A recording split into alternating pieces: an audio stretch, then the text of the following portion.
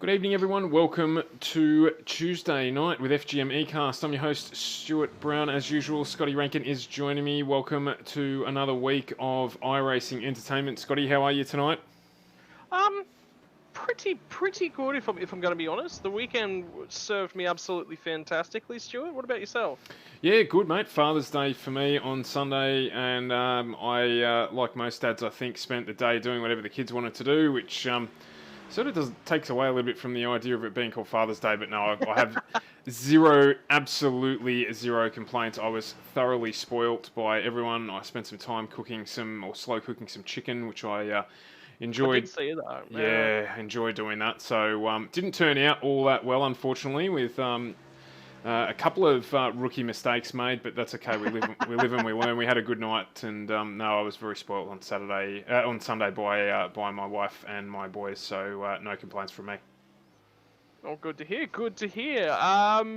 Well, it's another Tuesday night, and for those of us that watch the stream on a regular basis, you'll know that means it's Oz Pro-Am Tuesdays. Although you probably could have read that from the title, so there's that as well. Look, we're at one of my favorite circuits again. Originally when I started driving Spa, I didn't like it. I'm gonna be honest, but it's one of those tracks. It's an acquired taste. It's a track that tests all attributes of the car. You need to have good straight line speed. You need to have good drag management. The car needs to have a very slick, clean aero package. You need to have reasonable amounts of downforce. You need to have mechanical grip. You've got to have it all there. Or, alternatively, you need to know where your car is weak. Try to offset some of those weaknesses, maybe. Or try to really accentuate the strengths of your car. Now, if you're a BMW fan, that's going to be in the corners. If you're a Mercedes fan, that's going to be in the straight lines. If you're a Ferrari fan, you get a little bit of both and get to choose what you'd like your poison to be. But then again, if you're our favourite McLaren driver ever, Luke Bergens, yeah, you're going to definitely zero right in on that straight line speed. Stuart, Yeah, which absolutely. car would you like to be in tonight? Well, okay, never mind. I asked the wrong question. I know it's the McLaren. Yeah, no, look, the Audi's reasonably consistent around here. So if you're looking for something, it depends. For me, it depends really on where people are at in the championship. So that's probably a good segue into having a look at where we're currently sitting in our championship standing. So let's jump into that so that we can get an idea for that one. As I just struggle here. Where are we? There we are. Current championship standings. Now, this is actually the first time I've had a look at this, and we've got Boyd, Lavis, and Kuznetsov in the top three in BMWs. So that would say to you they are the cars that you want to be in. But we've spoken about it before. We'll talk about it again tonight. This is a little bit of playing safety in numbers with the number of BMWs that are, in our field. Always a high likelihood that we're going to end up with a situation like we are. There was a couple of mistakes made in last week's race, which had championship implications, and that's affected that as well. So, what am I looking for here? We've got an hour 45 around this track tonight. So, where am I going to sit? Obviously, I'd love to see Bergens get up in that McLaren. But I would probably have to obviously go with the BMW in terms of who do I think is going to win. In terms of what would I prefer to drive, definitely the Audi around here. I find that it's the most consistent car over a 2-hour stint, or an hour 45 in this case. Well, we've just gotten into the back end of the season, so balance of power changes in terms of what iRacing set up. I believe it was thrown around, potentially looking at a direct nerf to the Audi. Was the information that I was sort of operating on. I'm not sure how much of a balance of power arrangement we're expecting. It could be something in the order of 5 to 10 kilograms added to the car. The BMW has certainly been on the resurgence lately. We've seen it pretty much exclusively in this in the Oz Pro-Am series as the car to run. Some drivers like a challenge. Some drivers are named Luke Bergens, and other drivers, well, they're not named Luke Bergens. They may not enjoy so much of a challenge. But look, ultimately, each car has its place. I'm a Mercedes. If you were to straight out and out ask me if each of these cars were equal, what would you be driving? Mercedes. around Spa, I know that I'm very quick in the Mercedes here as well. The stronger engine braking characteristics of the Mercedes really allow you to lift and coast through the middle of the corner, and then get the absolute ultimate acceleration package when you just decide that you want to put that foot to the floor. So look, we're going to see cars, and the benefit of this series is that we do have multiple cars from each manufacturer, so you are going to see those strengths and weaknesses come through. The other thing that we need to be really cognizant of this evening is that the drag and access to clean air is always a priority at Spa. If you're the car leading the pack through the middle of the circuit, that's exactly where you want to be. You run with cooler tires, they're doing less work, so you're not burning through them as much as well.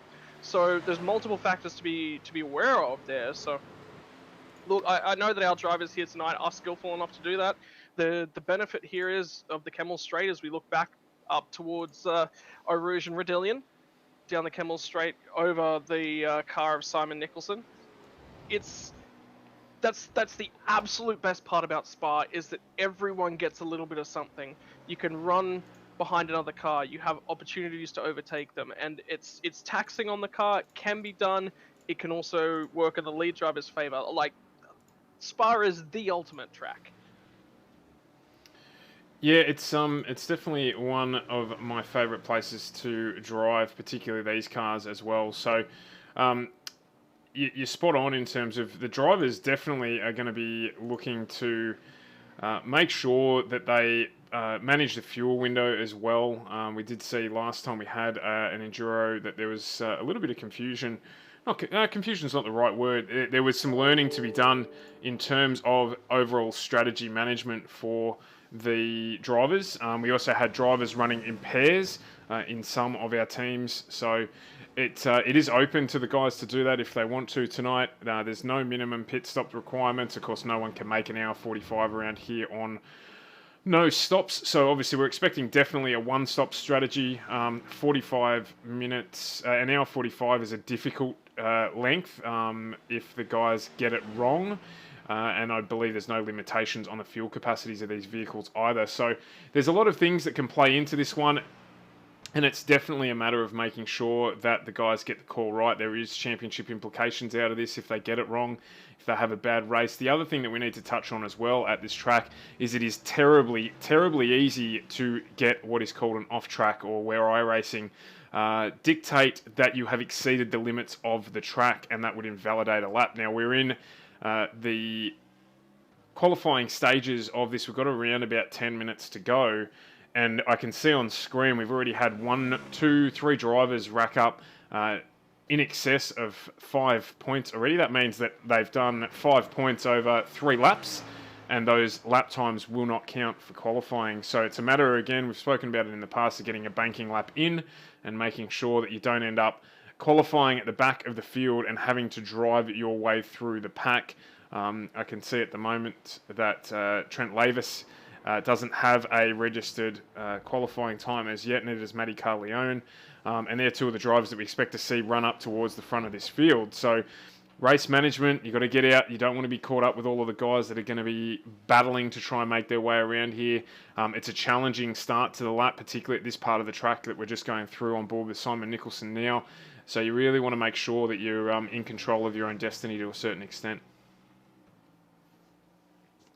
Yeah, and look, with tonight's race and the way that it is all set up, obviously being that extended both qualifying and race time period for the endurance race, you've got the option to go out early, stick your banker in, have a go at a quick lap, come back in, fresh set of tyres, fill back up a little bit on fuel, go out, warm the tyres up, get to your cycle point, and then go for it again, and not really be hurt by that. Now, from my preparation for the Spa 24 hours earlier this year, I can tell you that 8 minutes, which is what a regular session, an official session on iRacing would be running for their qualifying time, you sort of had enough room for one error on your out lap, and that was it. Once you got started on your flying laps, you were sort of locked in. You didn't really have a second chance to go out. 20 minutes for qualifying. Completely different ball game. You know, there's enough time there for nearly to have 3 cracks potentially at qualifying if you do injure the car very early on in one of those stints, whether it's on the out lap, on the first time lap, you know. So the way the drivers will handle that will be differently.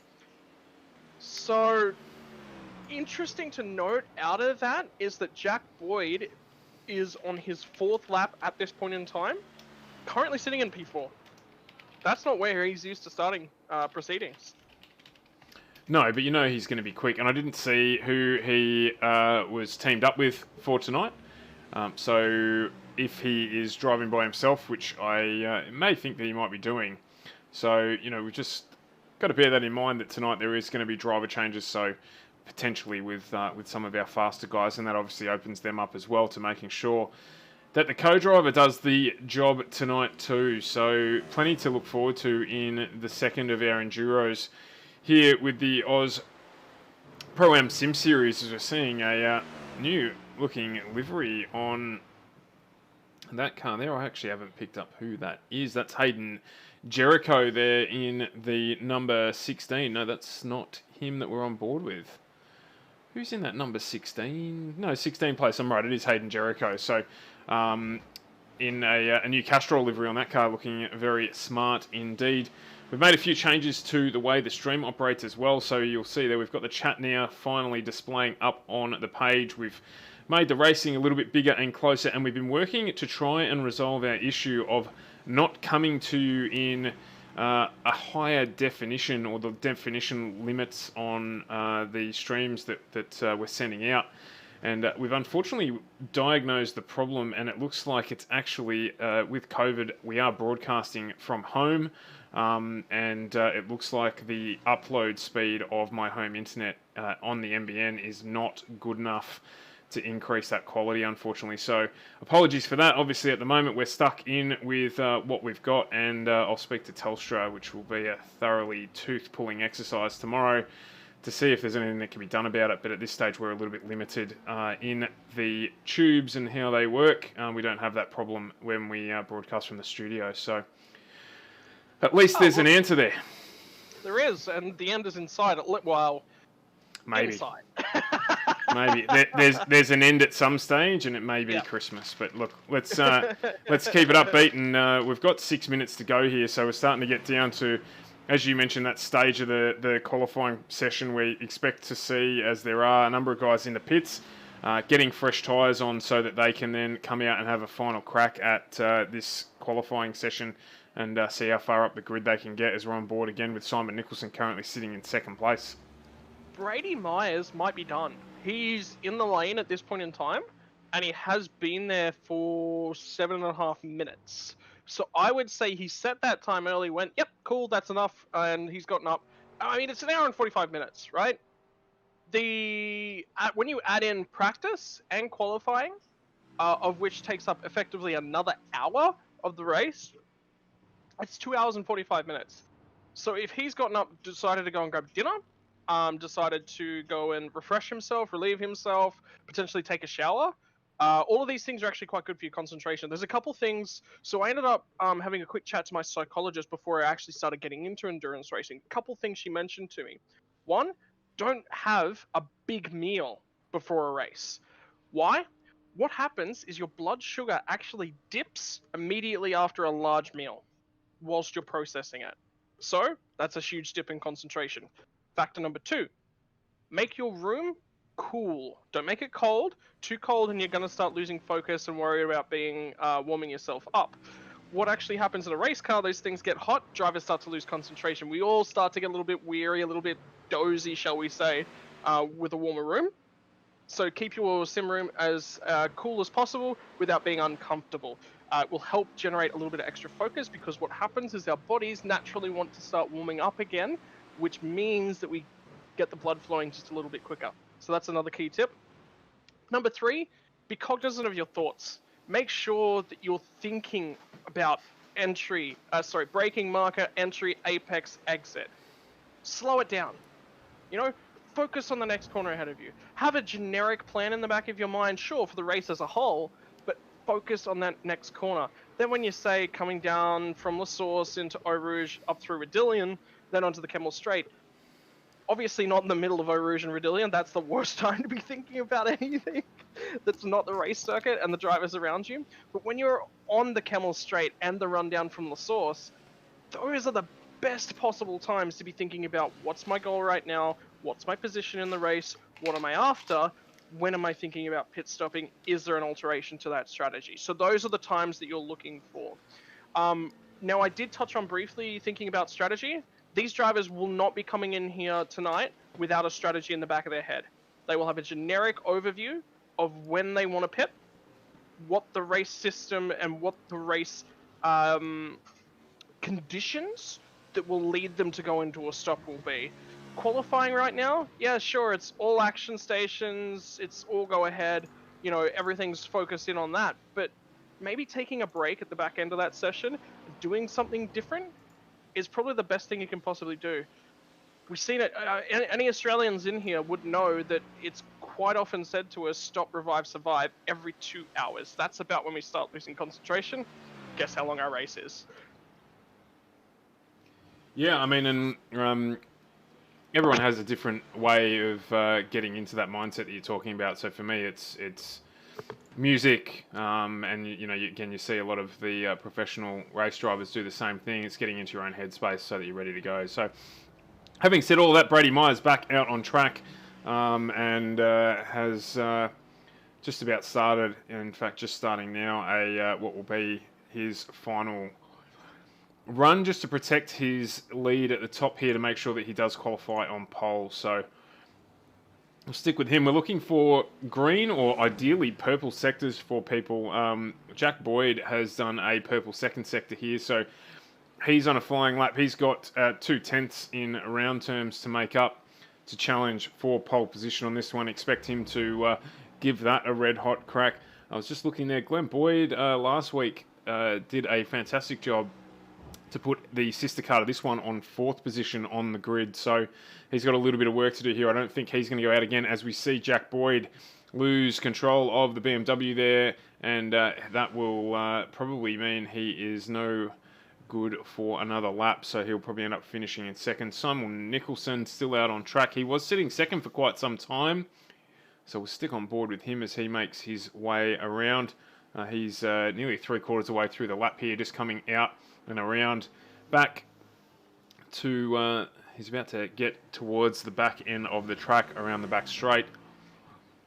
This is a really cool part of the track. If you get it right, you've got to really set your lap up from here. If you don't get out of this part quickly enough, then you lose a lot of momentum coming down this long back straight before you head up into the bus stop at the top end of the back straight on the track. You can just see number 3 there on the map.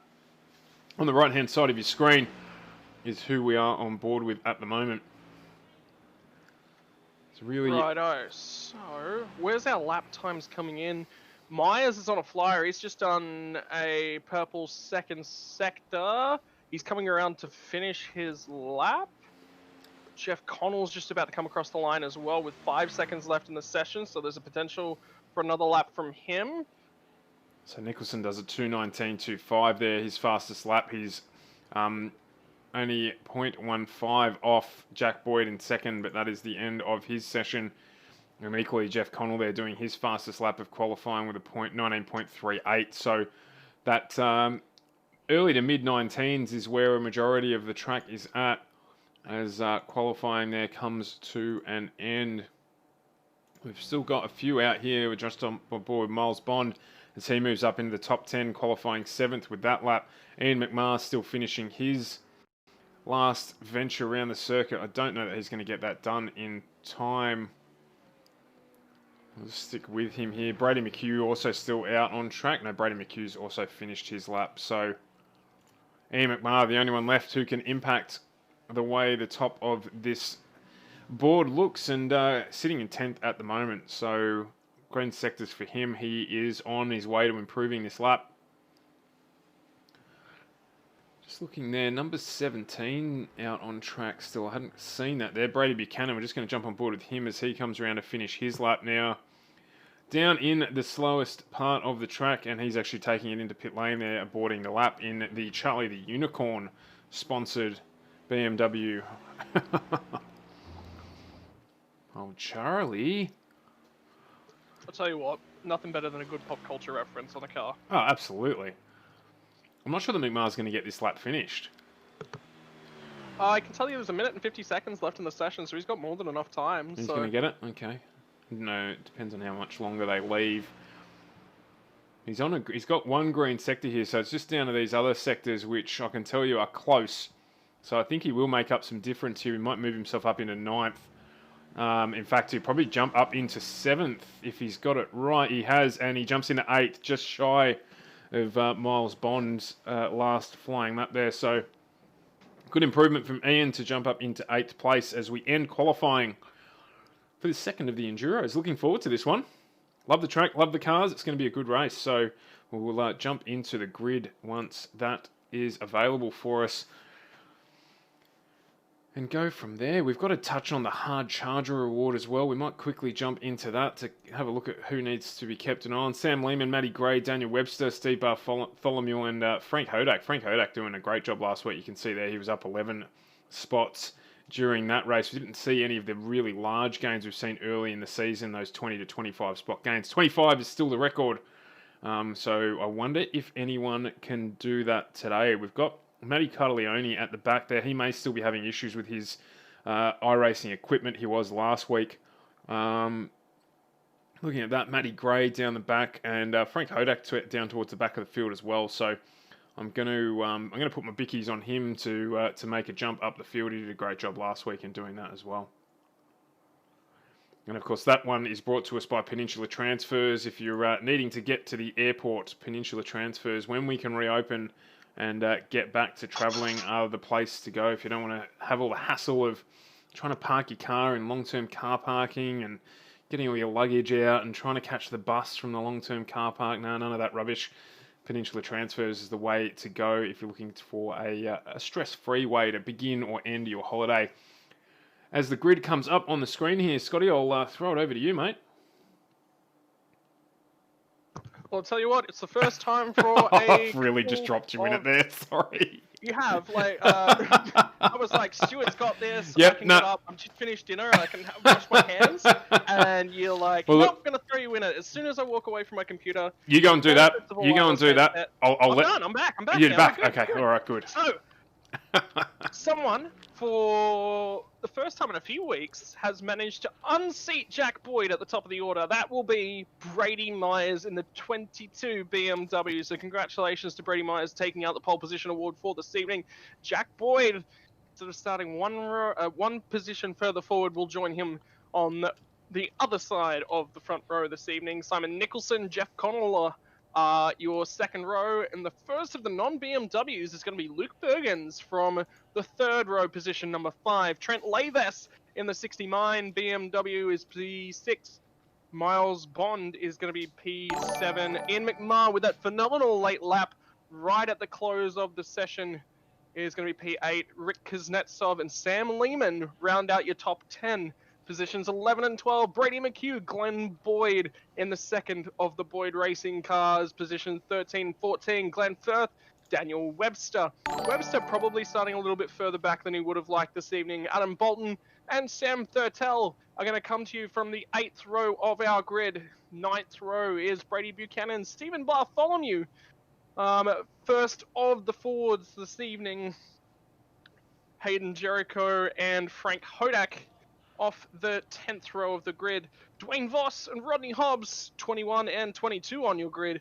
Matt Gray and Matty Cartaleone are currently 23 and 24. Whether or not Matty Cartaleone is actually going to be assisting with some of the administration this evening, and Gaderick and Jackson as well. So it looks like Jackson didn't actually clock in a lap, but will be starting the race. So I would put Matty Cartaleone and Dennis Gaderick as our admins for this evening.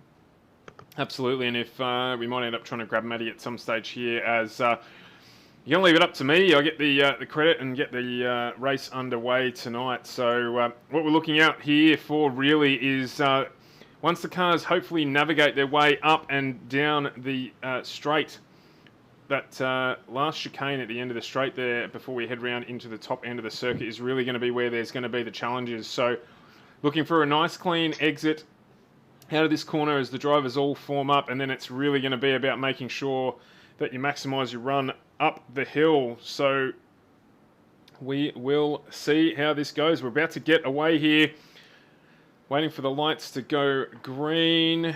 There it is. Brady Myers off and running. Jack Boyd, Jeff Connell with a good start up on Nicholson. We've got Bergens, Lavis and Miles Bond there as everyone's just trying to make sure they file the way through here. They're on cold tyres. That's going to be the challenge, is getting the cars through this part of the track where it looks like we've had a very clean start here. A really good start from all of the drivers. Well done as we head up towards what is the first of the big braking zones on cold tyres. This is going to be where the test is. Everyone needs to make sure they get the car pulled up.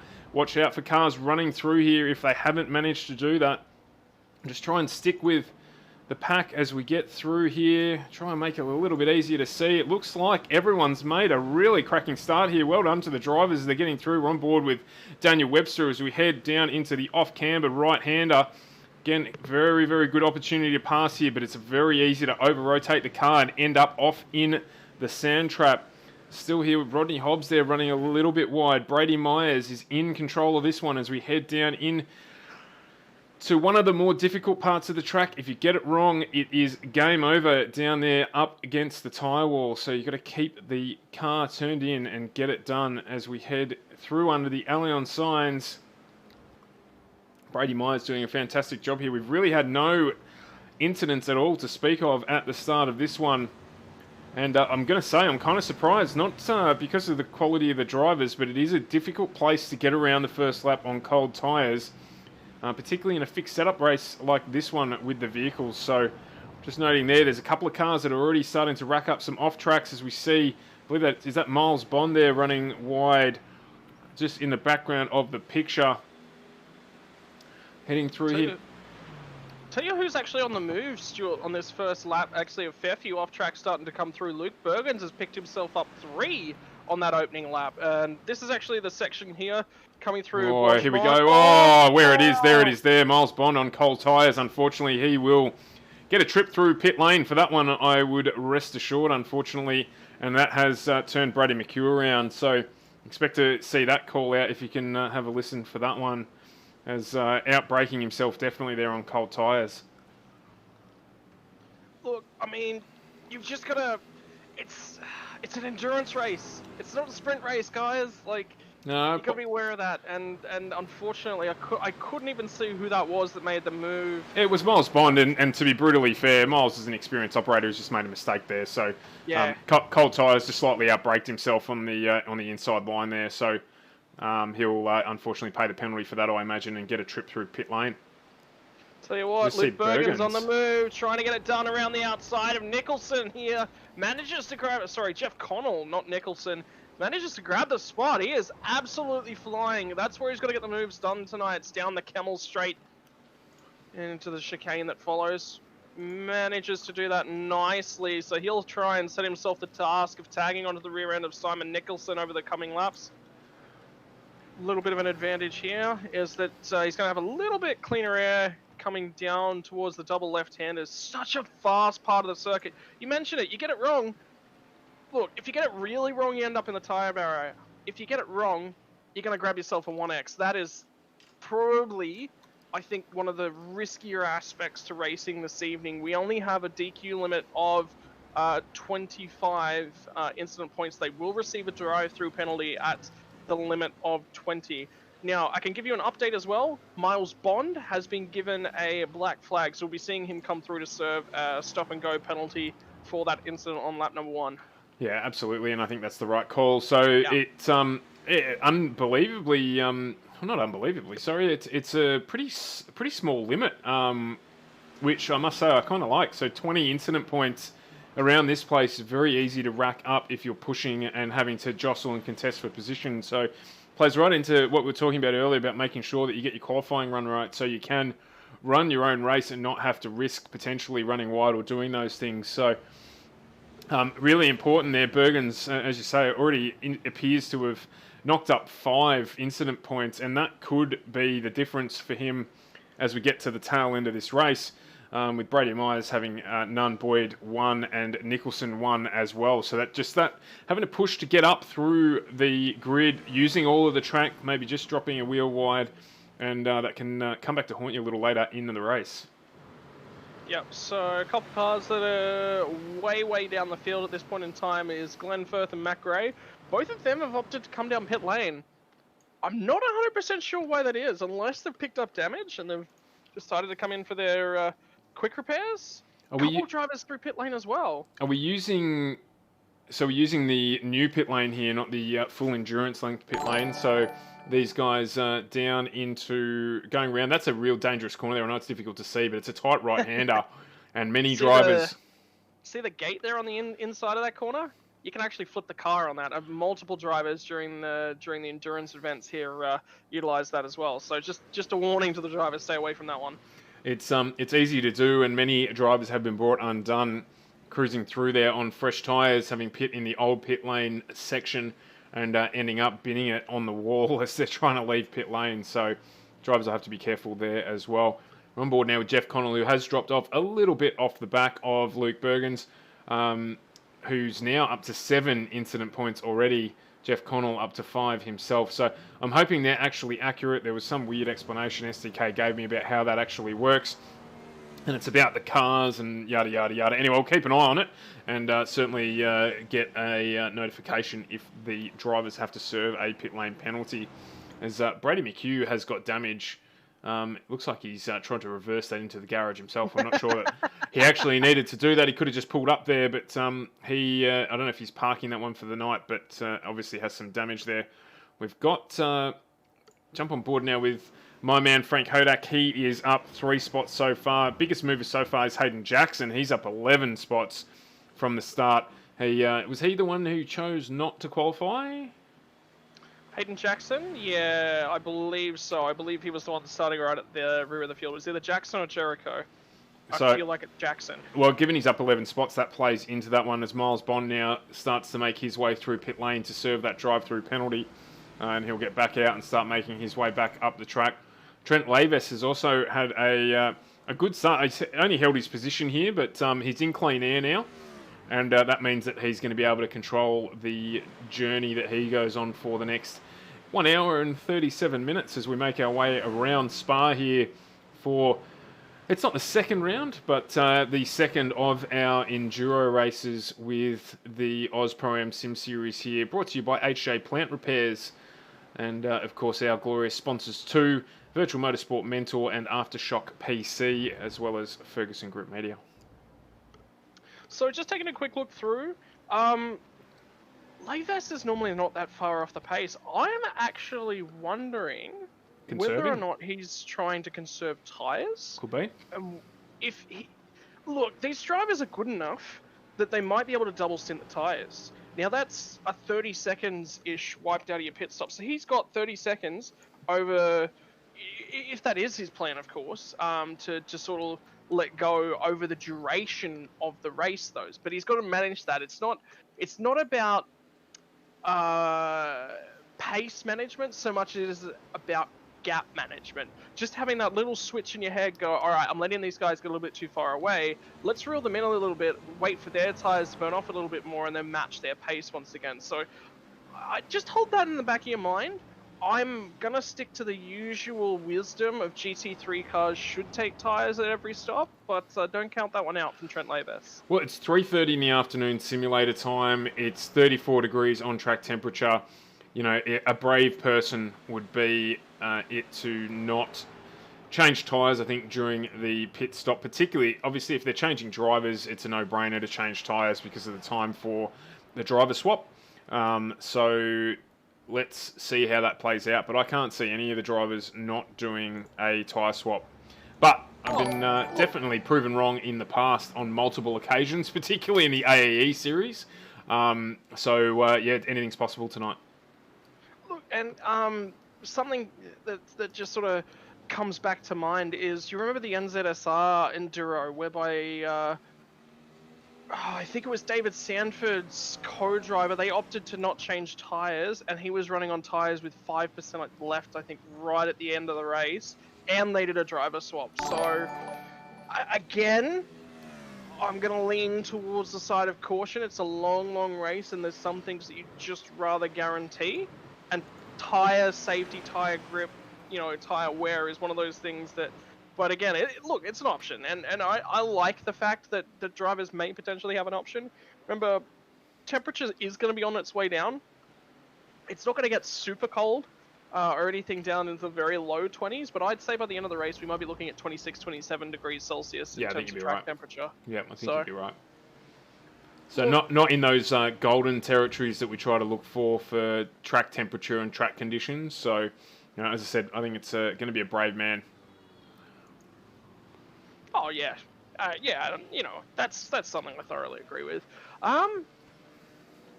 Myers tried to get away nice and early, but that gap has actually started to settle and transfer back into Jack Boyd's favor as well. So it looks like we're starting to get a couple of little battle packs form within the top 5. You've got Myers and Boyd, Gap, Simon Nicholson, and Luke Bergen, so you can actually see it play out on the screen. But the other thing that's really, really interesting for me is you actually watch this gap develop. Throughout the first portion of the lap, Jack actually seems really, really quick, like he's running a lower, and I'm going to say 1 degree on rear wing angle difference. Now remember, this is a fixed setup category, so... that's what it is, okay. So maybe it just suits his driving style a little bit better, that that part of the track is just stronger for him. As Luke Bergen's there up to 12 incident points, if this is correct. So might just jump on board with Luke and just see if we can pick up if that is registering correctly, because that is a extraordinarily high level of incident points to be trying to carry for the next hour and a half around this track. And if he ended up DQing tonight, that would have an impact definitely on his championship standings, as Connell gets right up on the back of him. Nicholson, I think, holding him up, if we were being brutal about it. Bergen's last lap around was basically a 2-minute 20 flat. Nicholson, was that a light flash? 20.3. It probably could be. I think Bergen's might have just given him the hurry on with the light flash there. I'd say you're going to see a move down here at the back end of the Camel Straight. He's going to pull out of the draft. He is now on the outside lane, so Bergen's needs to make it stick around the outside. But look at that, he's got it done before they get to the braking zone. Done a great job there. Run. Done a great job. Did he pick up another incident point? I think he just picked up another one on the corner entry there as well, to the chicane. So he is just continuing to climb in terms of incident points. So let's, thanks very much for the follow there, Martin. So let's stick on board with him. I mean, he's charging through. He's actually the quickest man on the track at the moment. And Jeff Connell, actually, they're almost trading lap for lap in terms of quick lap times. So he's got some pace in that McLaren. So we'll stick on board with this battle here. Still close at the front, and Bergen's trying to join onto the back of the lead pack. So there's a couple cases to be said for lap pace right now. I think Boyd is actually underdriving the car. I think this is actually a ploy, a strategy. No, there's a reason for it. So if you have a look at, remember how I was saying where the gap was sort of seesawing throughout the lap? Mm-hmm. The sections where he's fastest, he's prioritizing a super strong exit off onto the Camel Straight. He also would be prioritizing a super strong exit right here as we head up towards Blanchimont. Now, what he's going to do through that is the high load corners, he's actually really backing off on the car and not overdriving it. So a couple things he's going to be so tire life, obviously, very, very important that he's managing tire life in an hour and 45-minute race. But additionally, tire temperatures, which at this such an early stage within the tire's life, it's actually far more important right now to be managing the temperatures, because if you can keep your temperatures down, you're not having to input as much into the car. And then what ends up happening is if you heat the tires up just above their sort of Goldilocks zone for tire temperatures, you start putting more input into the car to get the same sort of grip and the same sort of response, which just exacerbates the problem. So I don't mind this from Boyd. I think he's pretty casual and happy to just sort of run back here, and he could be fuel saving as well. I was going to say, I mean, we're obviously looking at the bits in the track where he's stronger, so also the bits in the track where he's going to get the benefit of the draft the most as we watch him close up there. The difficulty for him now, however, is he needs to make a decision whether or not he lets Bergens go by and have that battle with Myers himself. As you can see there, Bergen's right up on the back of him here. So he doesn't want to wreck his own race strategy so that he can participate in this with an hour and a half to go when Bergen's may well be quicker, and he's just let him through there on the inside. I think that's a smart move by him. If he is indeed trying to conserve, he doesn't need to get caught up in a battle with Bergen's. It's not really going to benefit his strategy. No, and the other thing that might be of note as well, Bergens can get up onto the rear end of Myers and just sort of push him. Well, then Myers and Bergens are both going to be overworking their tyres, so Boyd could just be sitting there and just playing the watch and wait card for the meantime as well. So, look, we're not going to know more for another 45 minutes or so until these guys start to look at potentially their first stops and when those will come in. So it wouldn't surprise me to see everybody else around Luke Bergen saving fuel, and he's deciding that he wants to push it a little bit. And I'm not talking much fuel either. I'm talking like people are trying to save 0.1, 0.2 liters a lap, which isn't lots either. So then again, Bergen's could just be quick. Yeah, absolutely. I mean, he's the only McLaren there, so maybe it suits the track and the car based on the setup that they put together for that one. So, as you say, only time will tell. But again, Brady Myers here getting a little bit further away. I'm just keeping a really close eye on these off tracks just to see if I can make sure that it's actually accurate. So, I'll just see here when he gets the exit from the corner. He's done that one well, so no off track registering there as it should be. But it's indicating he's 16 in 8 laps. That means, based on that he'll be out of the race by around lap 13 or 14. So let's hope that doesn't happen. Yeah, the other thing, I mean, he could be pushing. He could be just throwing caution to the wind right now and just saying, hey, I've got to go for this. I've got to find clean track. The other thing that plays into mind, I actually don't know how fuel efficient the McLaren is. I don't know whether it absolutely burns through the fuel. So he's just picked up another one there, and that's coming off of the La Source section of the Camel Straight and into Eau Rouge. He's going to make a move here. Well, he's going to make a move. He's going to try and get into the lead of this race, and he's going to get it done easily. That McLaren in a straight line is a weapon, particularly in the, obviously it gets the benefit of the draft, but he was ages away as they approached the crest of the hill, and he's just used the draft and eaten up the gap. So a big advantage there for that, as we now have the McLaren in the lead of the race. I don't think we've said that yet this year, so not something that I'm too disappointed in saying, mind you. Well, I'll ask him again later on whether or not Zach Brown said something to him, go out and get me a race win and we'll talk. So whether or not he's trying to do that and he's burning up the incident points just to get to the lead of the race, who knows? So look, all power to him. Like, here's the thing about Luke Bergens. Back when I started commentating with you, I honestly think he was a lot further down. We're talking 9th, 10th. I think he's done a lot of work. He progressively has been further and further up the running order. So he's put some work in. And Myers and Boyd, well, they're no slouches. And he's just completely and utterly driven around them. So I'm kind of curious where this pace was in qualifying. Well, and about maybe he just didn't get a clean run. You know, maybe with the track rubbering up and the temperatures, it's just suiting the car a little bit. So, yeah, you know, it is what it is. One of the mysteries of motorsport, we can't explain sometimes how cars generate power, as we've had Brady Myers there pick up an off-track. He's now up to 5. Just cycling through the list, Jeff Connell, 13. And we've also got Hayden Jackson, who's been our man making his way through the pack. He's on 10. A lot of the rest of our drivers basically all in the single digits, other than Hayden Jericho, who's a lap down now, unfortunately. So that's a tough thing to do as well, managing incident points, because you're, oh my god, 1 second a lap faster than Myers? That's how quick Bergens was on that last lap. 1 second a lap difference. So unless Myers has gotten, well, he made the mistake coming through Blanchemont, was wide there, but now he's really vulnerable to Boyd. Now, this time by, he will actually have the assistance of the draft in a straight line, so Myers will be able to get a little bit more defensive, but he's going to have 2 cars worth of benefit. Will Jack Boyd was looking to think about getting outside the draft. He makes the move there now.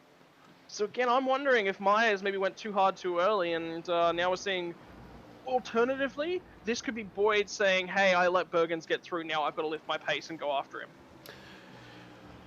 Yeah, well, we will find out as this progresses. We're an hour 25 to go in this enduro. Luke Bergens picks up another incident point. He's up to 18 now, so we'll know in 2 short incident points' time whether or not that is accurate or not if he has to serve a drive-through. I definitely hope it's actually inaccurate because we want our best drivers out on the track competing. So this lead pack here, we've got 5 cars covered by just around 2 seconds between Luke Bergens right back to Jeff Connell. And then looking back down the pack, we've got some other battles that I want to jump on and discuss. We've got Glenn Boyd, which we'll jump on with now, because I think this is pretty settled for a little bit here. Glenn Boyd is under attack from Stephen Bartholomew. He's a sister car to Jack Boyd there. He's up 3 positions. Steve Bartholomew, the fastest of the Fords, up 8 positions. And did notice as well, we've got Brad Clenk potentially missing tonight. I don't know if you can jump in and see if he is driving with Bartholomew, but they'll make a good pairing if he is. So that car probably the rank outsider for a potential win, or certainly a top 5 finish, I reckon, with that pairing. The lap pace of that car is reasonably consistent. They're running in the mid 220s, so there or thereabouts, and certainly faster than some of the cars in front of them. So we'll keep an eye on Bartholomew as he continues to apply pressure and gain on the back of Glenn Boyd in 9th. I can't see Brad Clenk listed anywhere. That's a shame. Brad obviously good around here and good in that GT, so we'll see. May have had something come up, Of course. unfortunately. Life does get in the way. Ian McMahon's another one who's been quite consistent that we haven't spoken much about tonight. He is maintained his spot as well, like Trent Lavis in front of him. It's sitting there in 8th. So doing a good job with that last lap qualifying effort to get into 8th position. Can we quickly jump down the order and have a look at... Obviously, Miles Bond is massively out of order. Glenn Firth has... Also, he must have driven through pit lane. Yeah, he's had a pit lane penalty there. Number 1, and actually, I do remember seeing that through chat. No. So yeah, Firth unfortunately had an early drive through there as well as Miles Bond did. So, but Miles here lapping at 222, stuck a little bit, I think, in some traffic as well. So we'll keep an eye on him. He will make his way back up the field, I have no doubt. Hayden Jackson doing a great job talking about people making their way up the field. He's up 11 positions. And I just, if you can, Scotty, want to keep an ear out in the drivers' chat. Luke Bergen's now on 19 off tracks according to our data. So he is terribly close to potentially getting a drive-through if that is correct. And I would love to know if it is. Yeah, well, you'd hope it is. And if it isn't, he can slow down a little bit. Like, obviously the pressure's on him, but you know, he needs to be conservative to a point. Let's see if we stick on board with him here for a minute. He'll get 3 laps to serve it if he does get it. It doesn't run wide. He was close I was going to say it doesn't run wide there. He keeps 2 on the black stuff, which helps. The other really easy one to pick one up is just on the exit here of running real wide onto that green, and it hasn't. He's kept it clean as well. So we'll just stick with him here and try and work that out. I'll tell you what, just before Eau Rouge here, there's a little bit of track on the left-hand side that you can use, but a lot that you can't use. If you touch the grass in the slightest, you have definitely gotten yourself a 1x. If you are right near it, you can pick yourself up 1. And obviously on the exit here. There. Nice. Nah, that's right all across perfect. The top of Eau Rouge and Redillion. Yeah, that's about as much as you can use. So that's driven picture perfectly from Bergens. And if you are in the chat, or sorry, if you are watching tonight, drop into the chat and let us know where you're watching from, and what you're enjoying seeing about this race at Spa. If there's anyone you want us to have a look at, jumping in here as a fan or something like that, then do let us know. We're more than happy to give you coverage where you would like to see it on FGM ECast. It's a long race. We do have the opportunity to sort of drift right through the field. So battle pack at the front. is obviously Bergens, Boyd, Myers, Nicholson, and Connell. None of them really able to make a difference. Bergen's trying to push away from them, but hasn't really been able to make much in terms of inroads yet. Then there's a gap of pushing towards 8.5 seconds back to Trent Laves, another nearly 4 seconds back to Kuznetsov, and then 2 and a bit seconds to Drifters Ian McMahon. And then everyone's basically somewhere between 1 and 4 seconds with the difference being from Sam Thurtell back to Brady Buchanan. So, and then Hodak back to Miles Bond as well. So right throughout the field, everyone's not necessarily lapping slow enough that there's a big margin to the car in front. And I reckon towards, let's say about 20 minutes time, we're going to start to see a few battles sort of start to form right throughout the field. There it is. That's 20 off tracks. So that we'll was just Blanchemont too. Yeah, so we'll just said these 2 sections of the track are where it's easy to get one done. We've had a question from Martin Crisp just in relation to the fuel capacity of the BMW, and I'm quite happy to be corrected if I'm wrong here, but I think it's 99 litres. No, it's 115. Oh, it's 115 litres. Okay, beautiful. So 115 litres there for you, Martin. So certainly tyres and fuel are the 2 things that we think they're going to need to take. It'll be brave for someone not to take tyres, but they certainly won't get through this race on 1 tank of fuel. Look, if you were somebody in Trent Laves' position, I mean, I'd rather see him have a go. You know, asking for Simon, that's Nicholson? I hope not. I hope Nicholson knows how much fuel is in the thing. Look, I mean, yeah, like I said, probably the car that'll have a crack is Laves. If you have a look at where he is in terms of the road, he's, reasonably paced to the group behind him. There's about 4 cars that are all sort of within a second and a half of each other, just sort of behind him. And then there's this 8-second gap forward. So he's really in the right spot for me to have a crack at that strategy, which is what I said at the outset too, actually. So, I don't know, it's interesting. We're stuck, as endurance races go, this is pretty bog standard in terms of pace and those sorts of things, and where the drivers are looking like they're at. So, I don't know, somebody's around. So we've just lost someone in the top 5. It was Bergens. No way. It was Bergens. So, and you got 2 off track there, which makes sense for losing control. So I'm gonna suggest that's going to be accurate. He is going to need to do a drive through. Unfortunately, just tried to confirm it with race control as well while you were taking the audience through those potential strategies. So I'm just waiting on a call back from that.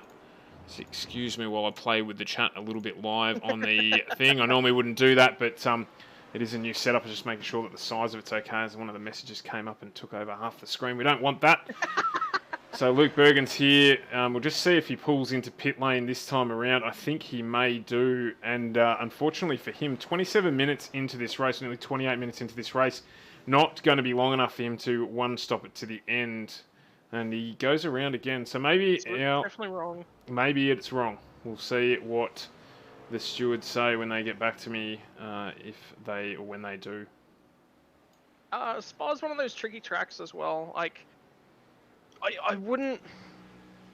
The way that our software works, it wouldn't surprise me if it's taking a reading off our spectator view, and the spectator view is not seeing... Whether it's an individual sort of... It's going through and measuring each car, and it wouldn't surprise me if that's different to what the drivers are seeing, which is what the incident points are actually based off, is individual incident points and how they're earned. So it wouldn't surprise me if that's actually wrong. Yeah, I think you're right. Really knows how to maximize the pace as well. Yeah, I think you might be right, actually. So I did notice as well while we're going through that, Steve Bartholomew has got through on Glenn Boyd, so he's now up into 9th place, up 9 spots from his qualifying position. So continues to press on and still lapping at the same pace or quicker as every car in front of him, up to Luke Bergens in 5th. So expect him to continue his charge up the grid if he can keep the consistency going. I wonder whether or not... So the Fords generally are... look, the drivers who do end up deciding to go with one of these alternative cars, there's Crazy. a reason most people don't do it. Crazy. Look, Crazy. yeah, look, that's one of them. But the reason that he may be going towards the Ford is the Fords tend to be better on fuel and Yes. fuel burn strategy, but worse on tires. Now, if you were going to tell me which one would you prefer to have, most cases I'm going to lean towards let's look after the tires a little bit better because that allows me to manage the pace. But I don't know. Sometimes, look, I mean, American. Oh my god, I've had a few Americans try to convince me to run endurance races with them, and all they ever talk about is running the Ford. So Yeah, but you can understand why. We've all seen Ford versus Ferrari. I mean, it's got that nostalgia attachment to it. About dominating Ferrari and all that sort of stuff. So I can sort of understand why they want to do it. But to be, it's when we were doing the driving testing for the AEE, it was the worst car that I've ever driven. So I certainly celebrate but also commiserate for anyone that decides to drive it. It is challenging. It's just so long, and it doesn't rotate well through the corners. No, but when it was designed, it was obviously designed, not this particular model, but it was obviously designed to just blow the doors off people with power, because at the time that's where it was at. So, I mean, Le Mans, like let's be real, Le Mans has just got too many straights, and you're spending so much of the lap at full throttle that all of a sudden you pull up to the corners and you go, oh yeah, I gotta stop. I know that it could cause riots, but I think that Le Mans is probably one of the most boring tracks in the world. Oh. It's like the international version of Calder Park. It's just two squirts and a couple of squiggles, and that's it. If you could just sort of attach the end of the first section of the track to the back before the start of the Porsche curves, you'd actually have a really cool circuit. Unfortunately, they are so far distant, you kind of can't. No. There's no good way to shorten the circuit up without chopping off so much of the circuit that it's no longer the same sort of... They do it with I think it's the club circuit, but it just, you miss out on so much of the track that it's just, you don't get the Porsche curves, you don't get, any of that sort of good stuff, and you come back out pretty much where pit lane entry is, and... gross. Really not a great circuit. Because then you chop out, like, basically the whole reason to be going to Le Mans, like, so... Nighttime racing. It's the only reason to go to Le Mans is nighttime racing. So, but anyway, look, fortunately we're not there. Spa, on the other hand, fantastic track, one of my favourites. So, I'm glad we're where we're at. So, we've jumped on board here as well with Rick Kuznetsov. He is up 2 spots, currently sitting third in the championship, and he is doing a good job here again tonight to try and just progress his cause that little bit further. Trent Laves just in front of him, of course, also a contender for the championship, but of course they need to cater for that man, Jack Boyd, currently leading the race. Couple drivers actually in pit lane at this point in time. We've got Nicholson, Connell, and Bergens all in pit lane. I'm curious if that is a drive-through penalty for Bergens. I'm showing him at 24. I think you should be seeing 26 incident points for him. Well, we'll jump on as we went to pit lane view that just showed us the crowd, which included some fans standing and looking the wrong way. So they're clearly not enjoying the show that we're putting on for them here tonight, which is incredibly rude. But we'll let them do what they need to do. As Reece Ashmore here saying, we've opened up a can of worms about the track at Le Mans, and he's probably right, which, it is what it is. What's what we're here to do, give our honest opinions, and, people will agree and disagree with us. I am absolutely sure of that. So just seeing Bergens come through there. He's going to stop. Also, he's on the active side of the pit lane, so he's going to stop. Look, when you talk about it and people who like and dislike certain tracks, there's people who like Bathurst and people who are wrong. So yeah, that's exactly right. There's people who like Bathurst and people who shouldn't participate in motorsport. So we've touched on it there. But in all fairness, talking about that, Nürburgring is one of those polarizing tracks as well. I like it. It's an extraordinarily rewarding track when you get it right, but it takes a long time to learn, and it takes a long time to learn how to do that. Once you do, an 8-minute lap's extraordinarily rewarding there. Until you learn it, it's not. I did it in the Skip Barbers actually in the season we've just finished, and 3 laps there I think it was like a 10-minute lap. I don't even think it was like an 8-minute lap. I think it was 10 minutes, and it's just oh my god, so much. And you're going uphill and the car's just not going anywhere, and you just think, why did I bother? But it is. Actually, there's a winter 24 hours of the Nürburgring event There that's is. been posted on the forums, so we're actually starting to practice for that. But that's a story for another day. The story for the current day and time is the one on track in front of you right this second. Boyd and Myers still continuing this battle, so... Boyd into pit lane, followed directly by Brady Myers, which is what I was expecting to see. Okay. So, hour 10, this is an interesting time for these guys to be pitting. What this is they're all trying to get the undercut on each other, and the reason they're trying to do it, they can get home from here. So what they're trying to do from here is back themselves up a little bit, go, okay, this is what I have to manage. Now there's an alternative strategy, which is where you split the race into 2 sections, pit at the halfway point, get it all done there. Unless these things aren't running on their full tank size, which that could also be another thing. So whether or not we're actually going to have to see 2 stops, I'm not sure. The maximum tank size, I can tell you for a fact, I'm pretty sure the BMW is 115. I can tell you that for sure. The Mercedes, I'm fairly certain, is 110. Yeah, I'm not too sure. There was no mention in the briefing notes about reduced or restricted fuel tank sizes, so maybe that's a question we can find out from race control.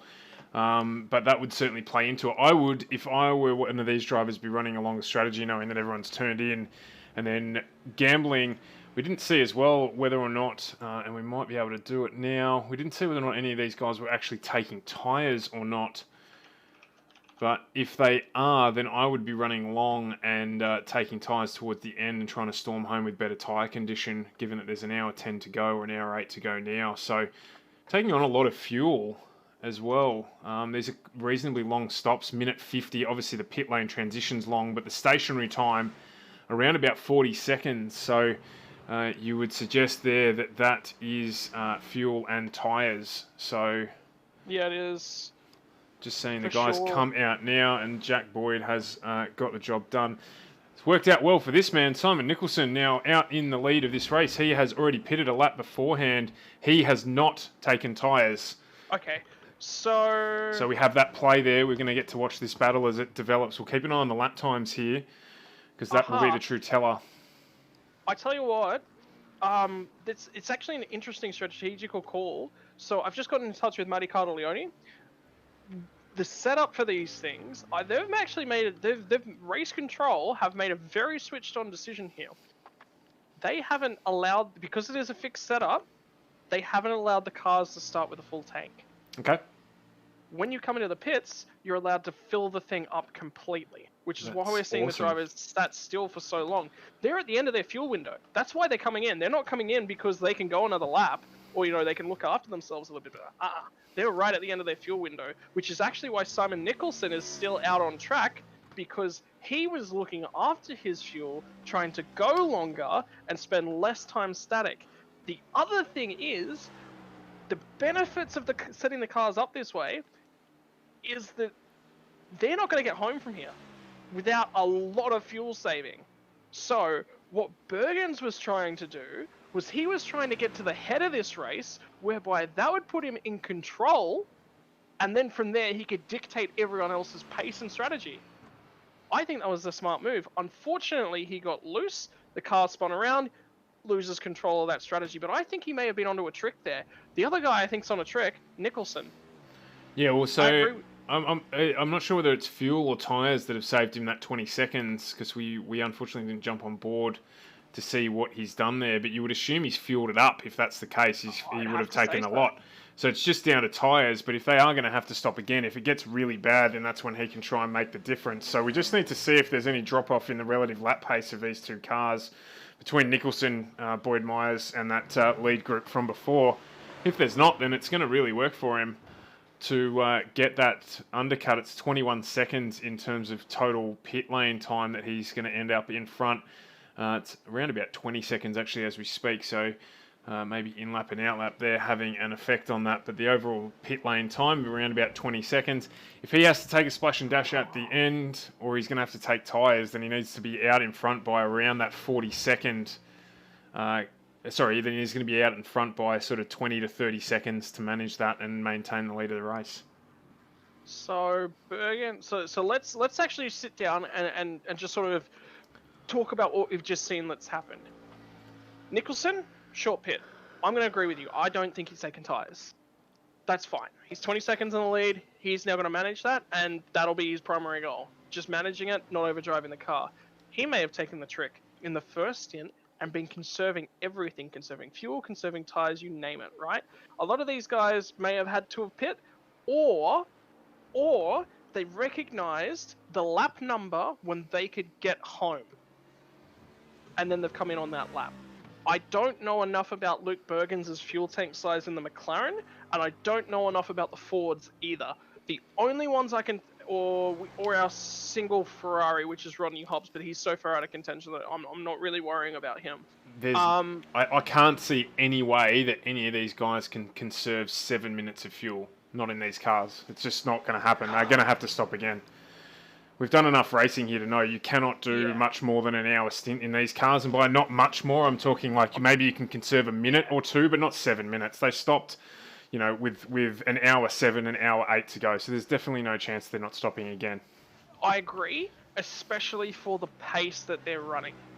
That's the kicker. If we all of a sudden saw lap pace drop off by 2-3 seconds, all right, maybe. Because that's also going to bring the number of laps that these guys are going to have to do down massively. So right now, I would be expecting multiple guys to be basically tuned in, whether they have a spotter or not, and looking for lap times. And the first one to blink and go either a really slow or a really fast lap, you're going to see a frenzy. You're going to have guys basically deciding which side of the road that they're going to go for.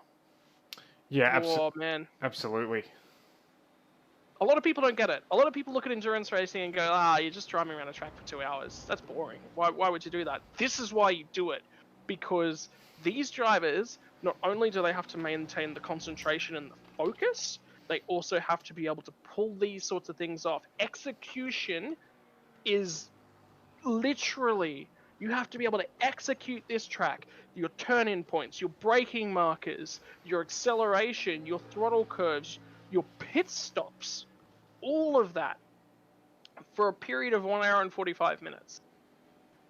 Right? That is not easy to do. That's not easy to do.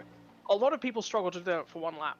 These guys are doing it for 15 laps at 45 minutes. So we're going to see about, 30, 35 laps, somewhere in that range. Timing screen's telling me about 45 laps is what we're expecting to see. So to be able to do that for that period of time at the speed, the consistency, and the skill level, whilst handling lap traffic, whilst handling other cars around them, all of these factors, and have a strategy and a goal for what you're trying to do in mind and when to vary that, it is chess, but it is the most risky form of chess that you'll ever play if in real life. On a simulator, it's a fair bit different, of course. And also, just to take into consideration with the charging pack behind him, that Boyd and Myers here are going to be using up their tyres as we get through our first of our lap traffic, but they're going to be using tyres battling with one another. I mean, the gap here hasn't really changed. Since they left pit lane, we've got just under 0.2 of a second between these two guys. If they keep this up lap after lap, they're going to burn through these tyres relatively quickly, and that plays well into Nicholson's hands as well, as he's out in front running his own race at the moment. He's actually extended the gap here by just about a second over the last couple of laps, so it's working in his favour. We're actually just seeing a few drivers start to connect to the server, so I'm wondering... Jack Boyd has got Cooper Murray. I'm wondering whether or not that's a spotter or if that's a co-driver. So, interesting. There's so many pieces of this puzzle we don't know enough about yet. Yeah, absolutely. Oh, I love endurance racing. I love it. Oh! It is the best form of racing. Those that can test. In my opinion, anyway. Yeah, look, sprint racing's got its kicks. NASCAR oval racing's got its kicks as well. Like each format of racing, it appeals to somebody. Some of us like cricket, and some of us are wrong. Yeah, we can't be that brutal about that. I think we can do that about Bathurst, but maybe not everything. As we jump on board with Trent Lavis here, who has Glenn Firth behind him, giving him the hurry along as well. And we just had notice here that Rick Kuznetsov has crashed. So I'm just trying to see where he's dropped down to. Just might be that he got an off track there. I didn't see re-enter the track or anything like that, so I think he's actually just picked up an off track and it's picked it up as an incident there. There's no damage on that car whatsoever, so potentially the timing monitor there just creating some action for us to talk about needlessly.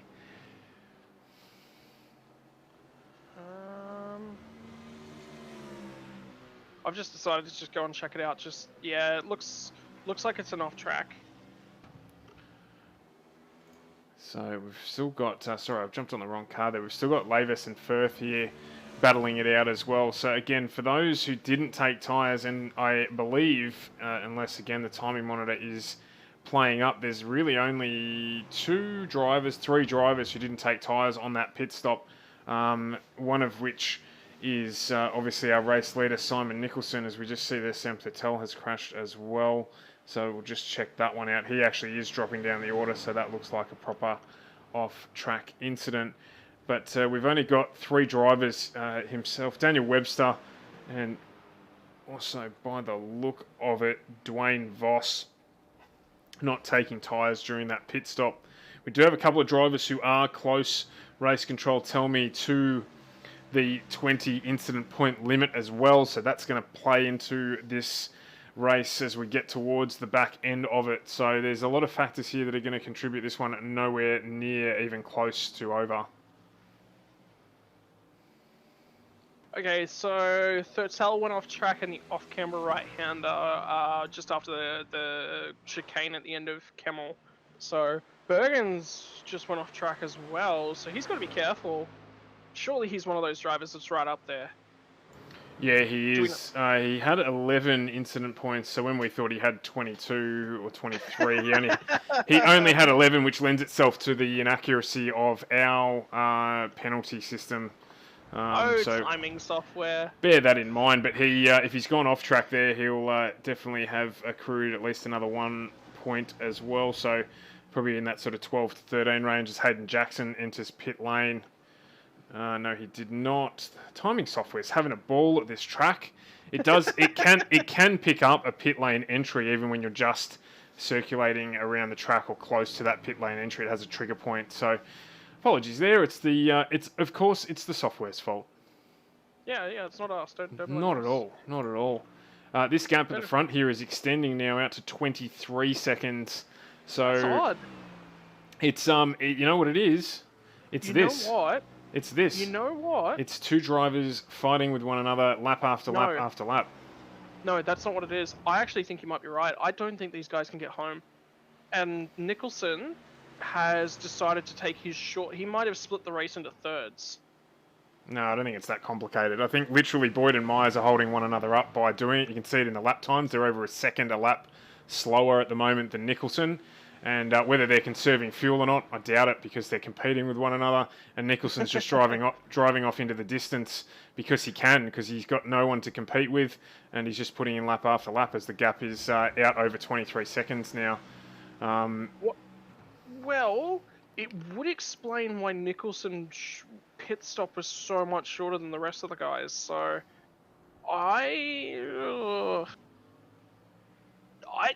this hasn't played its course yet. There's still more to come in this equation that we're not quite sure of. Now, I was monitoring track temperature a little bit earlier on. It had dipped down to 30 degrees, and I think there was a brief moment where it was actually below 30 degrees. It's back up to 33 degrees Celsius. So, now Spa, afternoon sun. It can actually. There's a couple corners around the track where it can really get in your eyes as you're actually going to watch as Myers just gets it completely and utterly done on Boyd. Just cuts his nose off there. That's an aggressive display of authority for those of you who Power are looking for a little bit of a reference back to a awesome 80s, late 80s and 90s metal band there. A vulgar display of power. Yeah, I don't know. My tip at the moment is, unless something catastrophic goes wrong, Nicholson here is working his way towards having this one in the bag. So if he chooses not to take tyres at all, then he's well and truly 20 seconds or so in front of these two, because he'll only have to fuel up. These guys only have to take a splash and dash, as will he. So, yeah, let's see. I think there's more in that. I think he's got more fuel to take on. Glenn Firth has actually gone quite deep into this race. So he took an 18-second pit stop right at the start of the race, which I think was the fuel to get him back up to the top of the tank. And now he's starting to circulate himself right through things. He's sort of run a really, really lonely race, and he hasn't had to deal with too much air offset of anyone really around him and driving in that dirty air. But then again, he hasn't had the benefit of the draft on the straights. But I don't mind that. It's so much easier to turn, and it's easier to drive when you're off on your own. So whether or not he's qualified deep in the pack and gone, I've got to do something different here, dived in the pits at the end of the first lap to get that tank topped off, could have played himself into contention. Boy, isn't that a sight. Yeah, well, this battle's been just developing a little bit here. Matty Gray and Steve Bartholomew. Bartholomew still up 9 positions. Matty Gray up 13 positions. Both having done a pit stop of varying lengths. Matty Gray having only done a top-up fuel stop as well early in the race.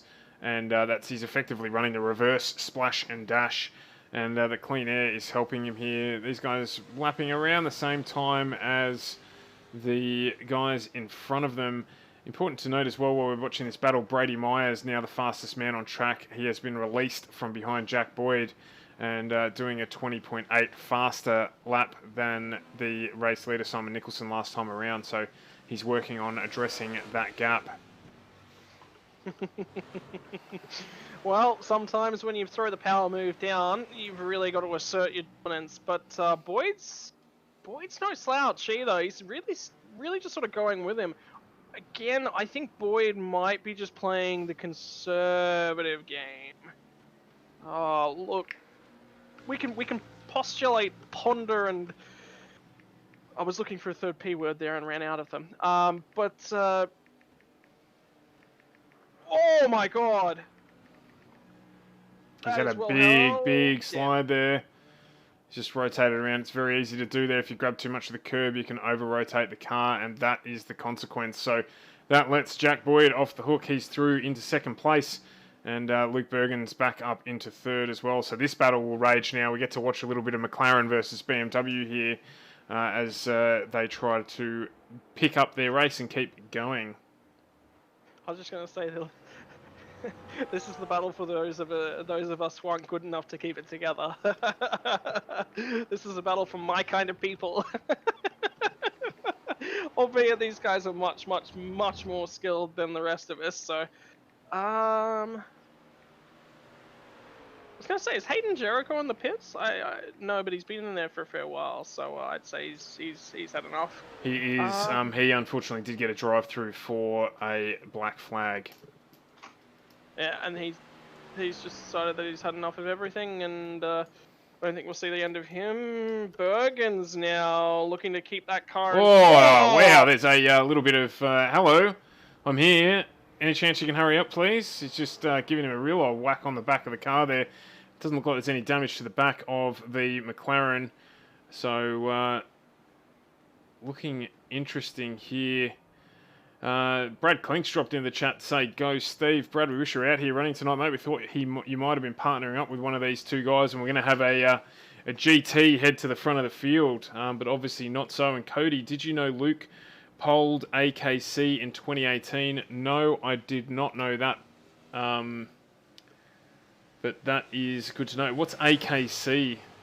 That's what I was going to Cody, ask. if you can, I'm assuming is it the Australian Karting Championships that he did. Obviously, all of our drivers here tonight, or a majority of our drivers here tonight, do run in either go-karting Some of them run in the Aussie race cars as well. So, and I think we've got a couple of guys who do some dirt. So, I'm assuming it's going to be the Australian Karting Championships in 2018. No, I didn't know that, but it doesn't surprise me. He can certainly drive. So, good information to have there, Cody. So, if you can let us know, we'd love to know if that's the case. If we've got that acronym right. And yeah, so. Really keen for one of these GTs to get up as well, to be brutally honest. In addition to my love for the McLaren, not a massive fan of the GT, but I'm loving the variety that they're bringing to the track along with the challenge. So always keen on the Aussie battler. Oh, you know it's a thing. I think you've got it actually. Like, yeah, pro karting, Australian karting. I reckon you've got it. I just done a quick Google search just to update my information. And yeah, that looks like AKC. Just noticed in the background here as well, this battle, Bond, Thurtell, and my man Frank Kodak getting involved in the background there. So there's, as you picked, there's a few battles just developing here out of the pit stops. It's helped sort of shuffle the pack a little bit. And Miles Bond doing a good job. He's up now into 15th following that early drive-through, starting out in 7th position at the start of this race. After a small incident at the start. So he's gradually making his way back up the field, lapping at around about the same pace as a majority of the cars in front of him too. So that's a good one. And just while we're having a look through the field, Simon Nicholson still now the fastest man on track. So he has extended his gap out to around about 25 seconds at the front of the grid as a consequence of that spin from Brady Myers. Can someone just go and staple like a 5 kilogram weight to the front of that car or something? Which car? Slow Nicholson down just a little bit. No, it's gonna be interesting for the championship. So I agree. I'm not disappointed so far. We've still got Kuznetsov running in 11th. Trent Lavis, who's just solidly entrenched in P6. He qualified in P6 and he's still in P6 now, but he is on to the back of Glenn Firth. And they're lapping at relatively equal pace, so he'll be trying to keep, I think, onto the back of Firth there. He made up a little bit of time. Firth up a whopping 8 positions as well, so on a different pit strategy to Laves. So I think it's probably fair to say Laves now effectively in 5th, but a question mark over the splash and dash required at the end of the race. I mean, he's had probably the snooziest race of everyone on the grid. It's Trent Lavis, so this will be a welcome change for him to actually see another car on the track that he's actually trying to fight. So, yeah, look, I think you've got to remove Glenn Firth from the equation a little bit. I think he's going to finish, I would say, either 9th or 10th. Personally, that's where I'm looking at for him to cycle in towards the back end of the race, but this battle's not where he's sort of got his mindset and his focus right now, but look, where am I looking right about now? Bergens and Myers, that was weird, wasn't it? Just to sort of see. As it's oh on my god, here. they're at it again. Yeah, it's on here, down through the fastest part of the circuit. He's going to have to relent, is he? He's going to get an off track. Oh, there we go. Oh, that's huge. That is absolutely huge. As they decided to try and go side by side through the fastest part of the circuit. And there's no grip and there's certainly no room. So that has resulted in a very big change at the top of our table now with Brady Myers. That has massive implications for the championship as well.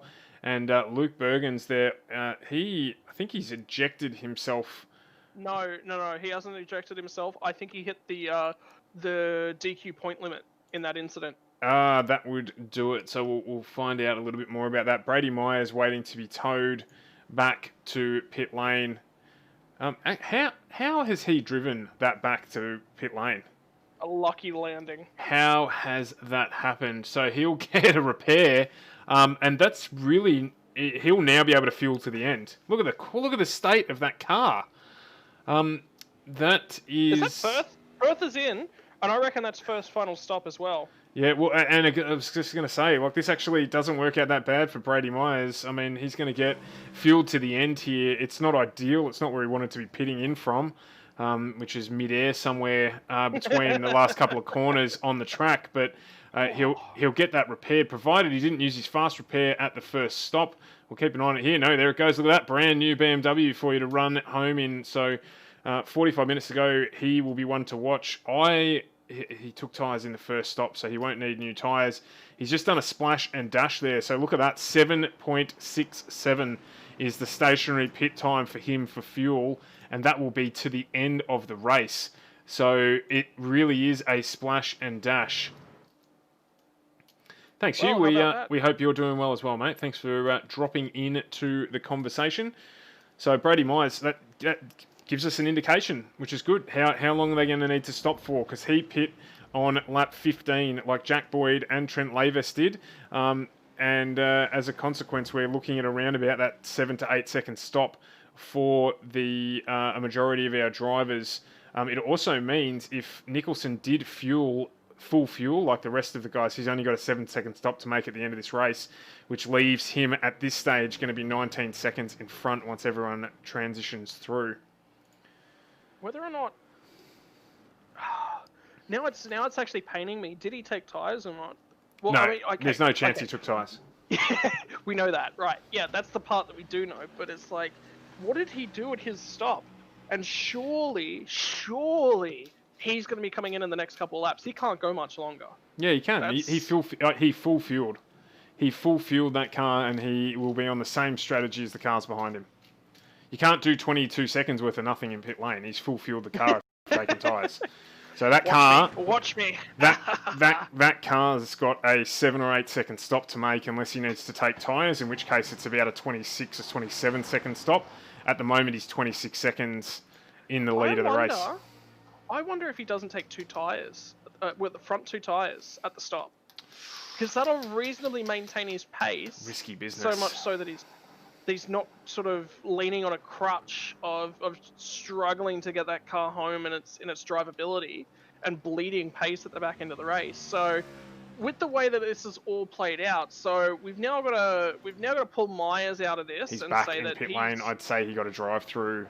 More than likely, yeah. For that he one. would have had to have served his stop first and then come back around for the drive-through, because otherwise he would have struggled to make a lap. Yeah, absolutely. Sorry, excuse me. So that's going to put him out of contention, and huge ramifications for our championship here as well. Rick Kuznetsov in third. He's up in 7th place at the moment. And, of course, Brady Myers dropping it down the order. We've got Trent Lavis. He's currently sitting in 4th and Jack Boyd in 2nd as Simon Nicholson pulls into pit lane. I just had this feeling that he was going to come in shortly. But this will fuel him to the end. So let's see how long he stops for and whether or not he takes tyres. I hate that you have to sit there. One of the quirks of iRacing, ladies and gentlemen, if you don't know, is that you can rapidly shift up and down the gears and sort of slightly exceed your pit lane speed limiter, and it drives me nuts. It's just one of those little quirks that I hate. V8 supercars, consequently, when they were running on iRacing, ended up setting basically a hard limit that drivers had to be using the pit limiter, could not shift during pit lane. They just went, right, we're not going to deal with this. Not a bad strategy for them. We're just watching. This is the critical stop here for Nicholson as Jack Boyd goes by to take the lead. We want to see what he does. Is he going to take tyres? Is it just a quick 7 or 8 second splash and dash? And that will confirm for us the strategy for him to the end of this race. So just on board here, we'll be taking on fuel. 7 or 8 seconds is about the stop time now. So no, he's taking on more fuel. He's going to take on about 20 seconds of fuel, and then he'll be off and running. So is the gap going to be big enough for him? No, it's not. So he is now out of the lead of this race. I just noticed Cody also dropped in to say that, Luke was the Australian Karting Championship. No tyres. No tyres. Equally dropping in there, Cody, that he's basically Craig Lowndes. He is so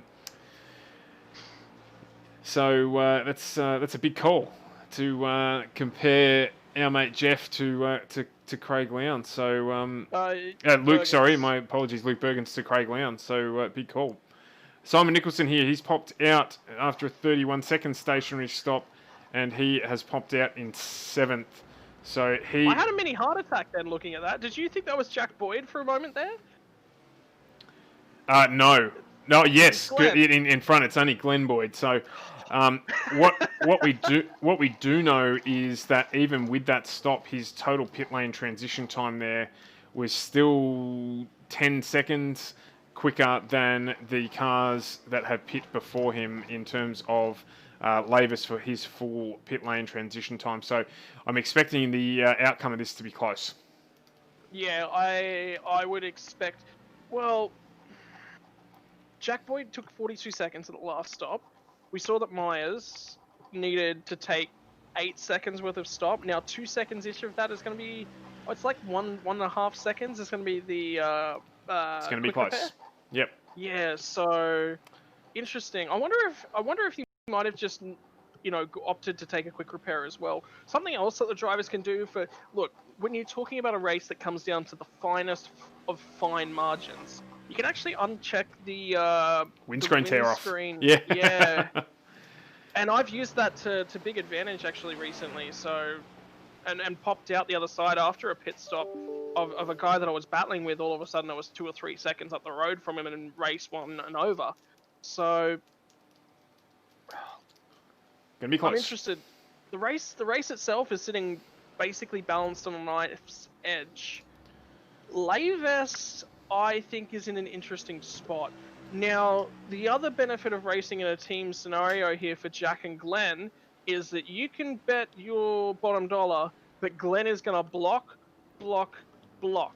Because if he can hold up Nicholson 1 second, 1.5 seconds, 2 seconds here, if he can just keep him behind him for a lap and a half longer, was that a smoking car in the pits? I'm not sure.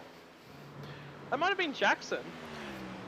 But yeah, actually, I mean, I think race control would be onto a strategy like that as well. So he just has to be careful here, and equally doesn't want to wreck his race and somebody else's trying to do something a little silly. So he's going to lose that position here now. So Nicholson moving through into 6th spot on the grid. Sometimes that's all you need is just that little bit of extra pressure put on the tires. And for someone like Nicholson, who may not necessarily have taken tires at all, that little bit of extra pressure and load on the tires will tell in, let's say 8-9 laps time. You can already start to get the sense that that maybe those tires aren't the fresh quality that a green set you would really want underneath you at this stage of the race will be. And even though Jack Boyd hasn't got a fresh green set under his car at the moment either, they're certainly a lot cleaner looking than everyone else around him. I reckon that's got to be Hayden Jericho. I mean, it could be Adam Bolton. If it was Jericho, we would have noticed it earlier. But Bolton's done. It could be Bergen's actually. It would line up actually if it was Bergen's. Oh, that was too far back up the pits. So I reckon it's Bolton. Anyway, it's somebody, and whoever it is, they're out of the race. So we'll keep on with Stephen Bartholomew here. He has made up a position, or he's actually battling with Ian McMahon out of their pit stop. So they've done 2 pit stops each. And we've got Rick Kuznetsov. I know, it was just indicating that he'd come into pit lane there, but he actually hadn't. As he drives past the entry to pit lane, and it triggers the notification for us to try and make sure that we're awake and actually doing what we need to be doing. Daniel Webster up 10 spots here. He is in 4th position, doing a cracking job, as well as the fastest of our non-BMWs. In fact, there's 2 Mercedes inside the top 10 cars. The rest is a steam train of alternative German engineering, and the BMWs there doing a cracking job. We've got to have a look at the adjusted order. Simon Nicholson still the number 1 car to have done both of his pit stops. We know he is fueled through to the end as far as our lead pack is concerned. Stick on board here with Daniel Webster. I don't want to throw fuel on the fire, but I've had an update come through from Matty Cartaglione. Bergens was actually removed from the server manually because he was over the incident point limit, and they deemed that the contact with Myers was intentional. So Oh, like it was just so there's more to that story that I think may be looked at throughout the week, and whether or not Bergen serves a suspension is something I'd say race control might discuss. yeah. Who knows? We don't know too much about that side of this series. There's some series, as you know, that do run accumulated points on licenses and things like that that lead to suspension. So interesting to hear that potentially it was intentional. It kind of didn't look. That's an early breaking story, so there's more to come with that. So So take that. allegedly, then.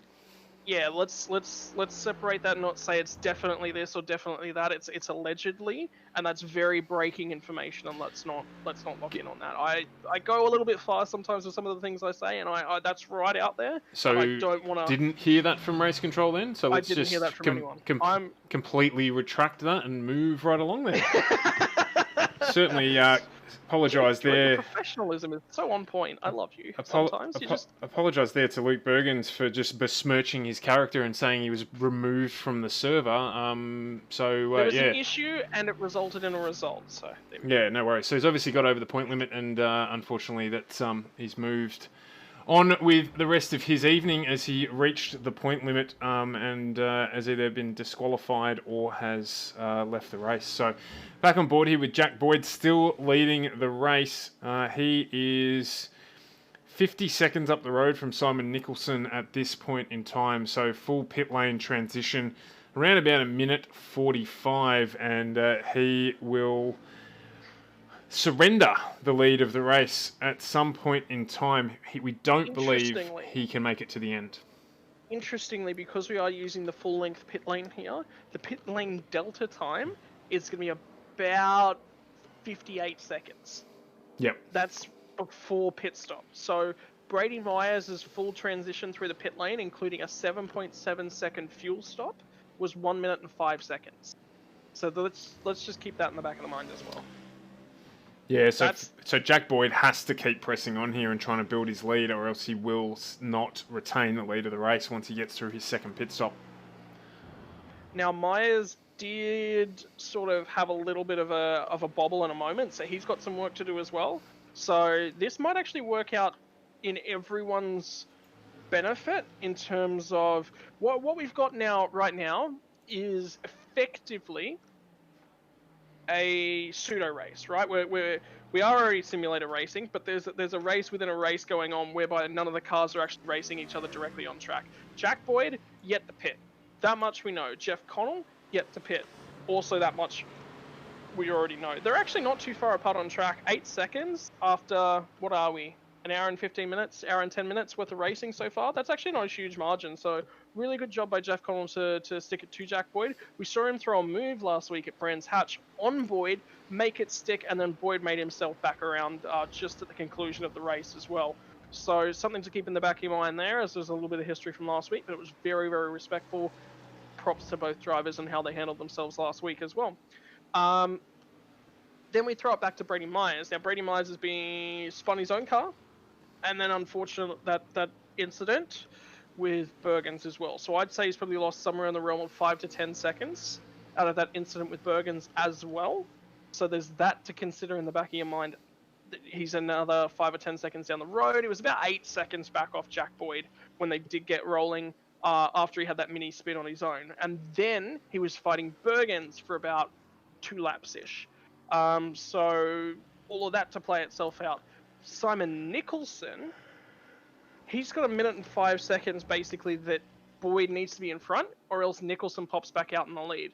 His lap time is now 0.5 to 0.6 of a second slower than Boyd. I'm going to continue to monitor his lap times because that's a pseudo gap right there. Right now, Boyd would not come back out in the lead of the race. It would be Nicholson. And let's be fair, Nicholson there just on screen getting held up in some lap traffic as well. So his tyres will be wearing, there's no question of that.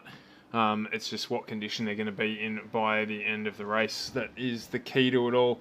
Hanging out for Jack Boyd to make his pit stop and Jeff Connell to make his pit stop to see how this pans out. But really at this stage for mine, it's only Jack Boyd who can take the win away from Nicholson at this point in time.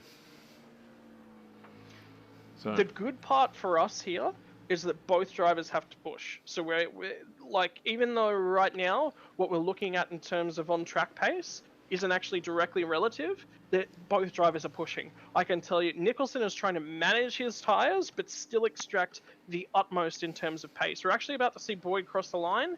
His time, 2:20.73. So he's gone slightly faster than he did on the last lap. So his previous time was a 2:20.95. So he is really trying to put the hammer down now so that he doesn't have to put a move on Nicholson in the latter stages of this race. still 51 seconds, the margin between Jack Boyd and Simon Nicholson, so plenty of work to do there. Rick Kuznetsov, we've jumped on board with here. He is in 5th place, and he has yet to pit. So basically, we've got 5 cars still to make varying levels of pit stops. Daniel Webster going to have to make a pit stop. In fact, he has come into pit lane now, so he equally had a relatively short first stop. So we'll see how long he's got to be stationary for to get the job done for himself to the end of this race. So we've just ticked over 30 minutes to go. We're in that crazy last stage of every endurance race. The last half an hour is always the most interesting time in the race, or potentially the most interesting time in the race. So do stick around with us as we get through the last half an hour here. Be remiss of us not to mention the people that help us make this happen. HJ Plant Repairs, key sponsor to the Oz Pro-Am Sim Series, and our sponsors as well, Virtual Motorsport Mentor and AFTERSHOCK PC. Good time as well to do a call out to the guys, we mentioned him a couple of times here, Matty Cartaleone and his team who help put on this event as well. I know all the drivers enjoy it and they do a fantastic job administering and running this series. There's that smoking car you were talking about before, and good time to say thank you to them as well for all the hard work and effort they put in throughout the week running this thing for us. I actually went back and decided, I was like, I'm really curious, who is in that smoking car? It's Jericho. Yeah, so we just missed it completely the whole race. So a BMW just having a good time in pit lane. Just watching for the stationary time here, 22 seconds. So he's having to do a little bit more, 25 seconds there for fuel. So he's going to pop out around about 10th spot as a short pit lane exit for him. It means that he'll come out in front of Frank Hodak. I've always, can I just say quietly, I really, really like Webster's car and his livery. There's something, it's not simple, and it's just got that little bit of extra finesse in it. There's a little bit of patterning in the livery, as well as all those sponsor logos, and there's some really nice, bright, prominent. You can tell them. That's the best part about a good livery. You take one look at the car, and you're like, I know who that is.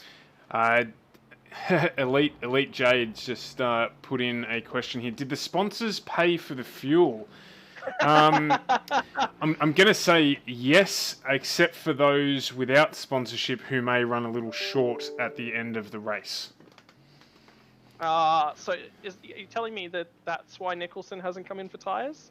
It was only enough in the budget there for fuel?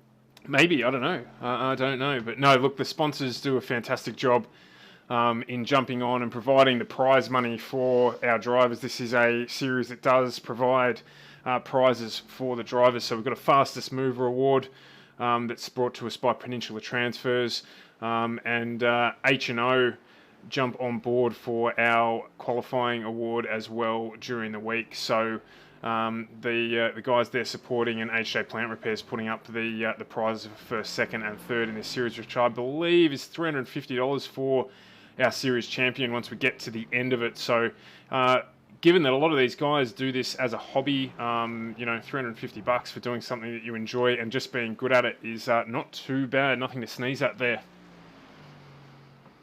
And can we go back to like last Saturday and put $350 up for the 3-hour race at Imola that we ended up winning? That'd really make my afternoon. But anyway, time to keep your eyes forward on the track. It's time to keep another bit of a check-in. I think you've just moved back to Nicholson. I have. He's managed to get by Boyd, Glenn Boyd that is, but he hasn't driven off into the distance in front of him as they come up on lap traffic again.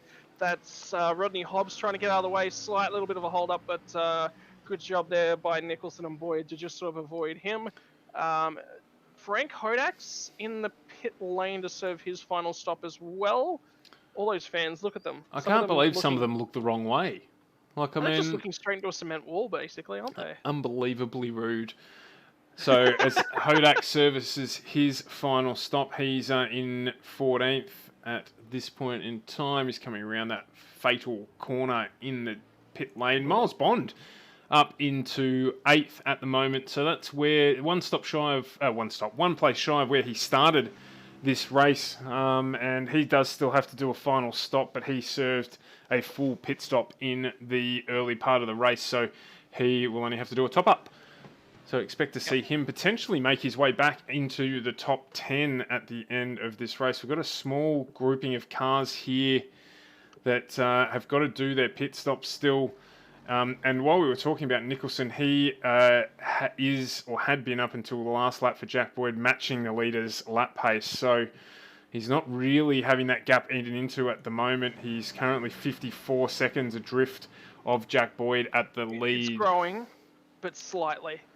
So It's going to be close.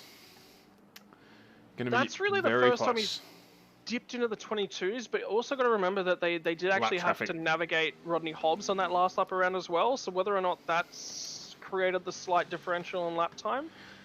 Got Brady Myers here as well in the background, just closing in on Steve Bartholomew, which can have championship implications. Yeah, look, every spot he gains back is another point back in his favour in the order of things. Matt Gray is still up 7 spots. Has he served his final stop? He has. Yes, he has. So he's in position. Brady Buchanan hasn't in the mix there. So we're going to have a little bit of change of position there. It's just trying to sift through the data right now and sort of sort everything out. So drivers that are through to the end, first is Nicholson. We knew that, right? So Stephen Bartholomew is the next. Brady Myers, Ian McMahon, Daniel Webster, Glenn Firth, Matt Gray, Hayden Jackson, Frank Hodak, Rodney Hobbs. So Steve Bartholomew here is actually in the adjusted order of things at this stage with the pit lane transition time and what have you. He is as high up on the track as 6th position. Potentially, yeah. So, look, if we add another stop, he could be anywhere up as high as where Nicholson is right now, basically. For all the cars that are in between them that haven't stopped, they'll all pop out behind Bartholomew. So that'll be Glenn Boyd, Miles Bond, and Sam Lehman and Thurtell, I believe. And it's going to be pop back out behind him. So it's going to be P6. Yeah, it's going to be close because Kuznetsov as well, who hasn't served his second pit stop. I think Lavis will come out in front with a minute 20 the gap there. Just depending on how long he's stationary for, really. So a good job here. We're going to see some variety again at the top of the charts. We could have, with the exception of McLaren, all the brands represented in our top 5 cars at this point in time. So looking forward to that. Tell you what, Myers is flying. Absolutely flying right now. Crawling all over the back end of Stephen Bartholomew. So Bartholomew's going to drop another spot. So it's going to be P7 once Myers makes his way through. Yeah, well, I mean, you say that it was close at the tail end of last lap here, but the gap's broadened again between them. So the strengths and weaknesses of the two cars playing out here, that GT being very strong in a straight line. So I tell you who is try and get the job done here. In terms of pace. Sorry to talk over there, Stuart. You're right, man. Sam Thurtell is running 2:23 laps, and he's 8 seconds up the road from Bartholomew. And Bartholomew is just eating into him in terms of sector times. So the second sector, which is actually basically anywhere from about just past Eau Rouge and Rodillion, all the way through to the back end of that straight, he is 0.8 of a second faster. So, jeez, wow. What a sector, you know? It's going to be close. Another 1.7 seconds he's taken out of Thurtell on that last lap. So Thurtell is well and truly going to be in the rearview mirror. But Myers has got some work to do, and that Ford is not a slouch in a straight line, and that's the easiest spot to get it done is right down at the end of the camel. Yeah, so he's maintaining the gap there. So remember, Myers didn't take tyres in that stop, so the age of his product is the same as that of Bartholomew, so there'd be no advantage there. But the BMW getting a really good run up the hill here. He's going to get the job done. And that there is actually just a benefit of the run up the hill and the better control that BMW has. So Myers does get the job done and move up one further position. We're really holding out here. Our last pit stops, we're waiting for them basically any minute now. We've got 21 minutes to go in this event, and it can't be long. Can't be. And I mean, Boyd's going to run it out. That much is for sure, because he does not want to come out Nicholson. Anytime that he has to make an overtake, it's not going to happen. Nicholson's closing on Kuznetsov as well. So whether or not Kuznetsov and the dirty air behind him is maybe causing... Oh, sorry, it's Kuznets? Now, Kuznetsov's about 6 seconds up the street from Simon Nicholson. So we've still just got this gap here with Nicholson and Boyd, who, as you said, it hasn't broadened that much. We're still at around 3/4 of a second. And just keep an eye on that as we get closer to... Remembering, of course, that there is still another pit stop to come for Kuznetsov, Leves and Connell. There's no way that Leves could have managed his fuel that well to get through without an extra stop. He was in 6th position for a majority of this race and by himself. So... unlikely. That's 7 minutes or so of fuel that he would have needed to save to make full race distance, we understand. But, you know, stranger things have happened. Yeah, who knows? Who knows? Anything could have happened. Miles Bond goes round for another lap here, expecting him to stop in at some stage soon as well. And who is our fastest man on the track at the moment? It is Jeff Connell last lap with a 20.83. And he was nearly a second faster than Jack Boyd. So potentially starting to feel the effects of tyre wear. We haven't checked on the track temperature in a while as we jump on board with Frank Hodak, who's still battling away. Still up at 32 degrees. So the track not really improving. It's not going to change too much now between now and the end of the race, which will... conclude at just before 5 o'clock track time on May the 15th. So going back a few months there, track time, but in the midst of summer in France. Well, it's Belgium. It's actually Belgium. Sorry, yeah, I knew that. As I was saying, I'm like, hang on a minute, it's in friggin' Belgium, you moron. Anyway. We'll let that go. It's the end of a long day. So as we're in Belgium, but yeah, Jack Boyd still leading the race. Waiting on him to do his final pit stop, which we're anticipating is going to take total transition time around about 1:05. And the gap that we're looking at is between him and Simon Nicholson, which at the moment is only 53 seconds. That's the effective race for the lead.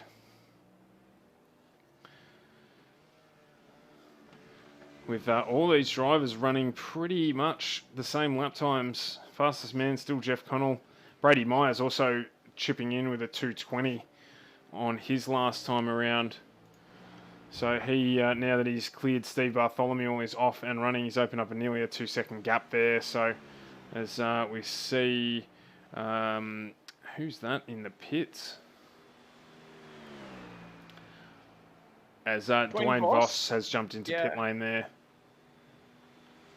Tell you what, Hayden Jericho's pit crew must be eating ice cream because they have not done a great job getting his car back to scratch. And thanks very much for the support there, Brad.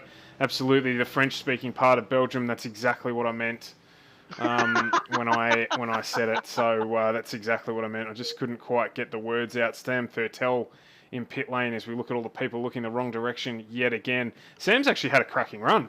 He's driven a really good race. He's up 3 spots at the moment. Probably not where he wants to be, but he's not been caught up in any of the events of the race so far. So doing a good job in the run through this hour 45. Also interesting that no drivers driving with co-drivers. We did have co-drivers at our first endurance event, and we haven't had any tonight. I don't mind that. No, neither do I. Hour 45, phew, no problem. Get it done. Get it done. I mean, some of these guys do the endurance racing. Sorry about that. Some of these guys do the endurance racing as it sits, and you know it's common to do 2-hour stints. So, hour 45, yeah, it should be all right. That's a snooze, really, when you think about it.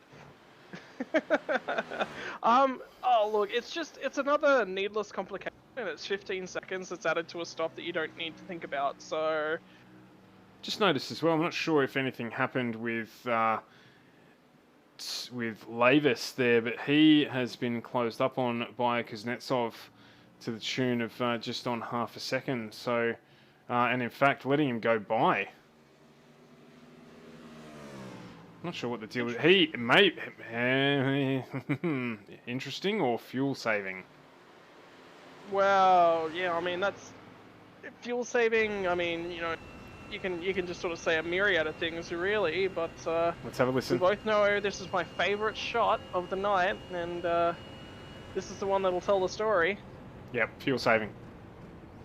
Massively fuel saving. He might get home. I did say to you he was running his own race for a majority of the race, and my thought is he's fuel saved, or trying to fuel save. That 7 minutes we spoke about. He's off the gas real early, and he would know that everyone else. He's got a minute to spend in fuel saving. He's got to be close. Oh, I mean, he's short. Yeah, he's short shifting. He is trying to make it home on one stop. Let's see if anyone else is fuel saving. Jump on board with Jack Boyd here. He is definitely. He's not fuel saving at all. No, he's pushing, and I don't blame him. So. Jump on board with Jeff Connell.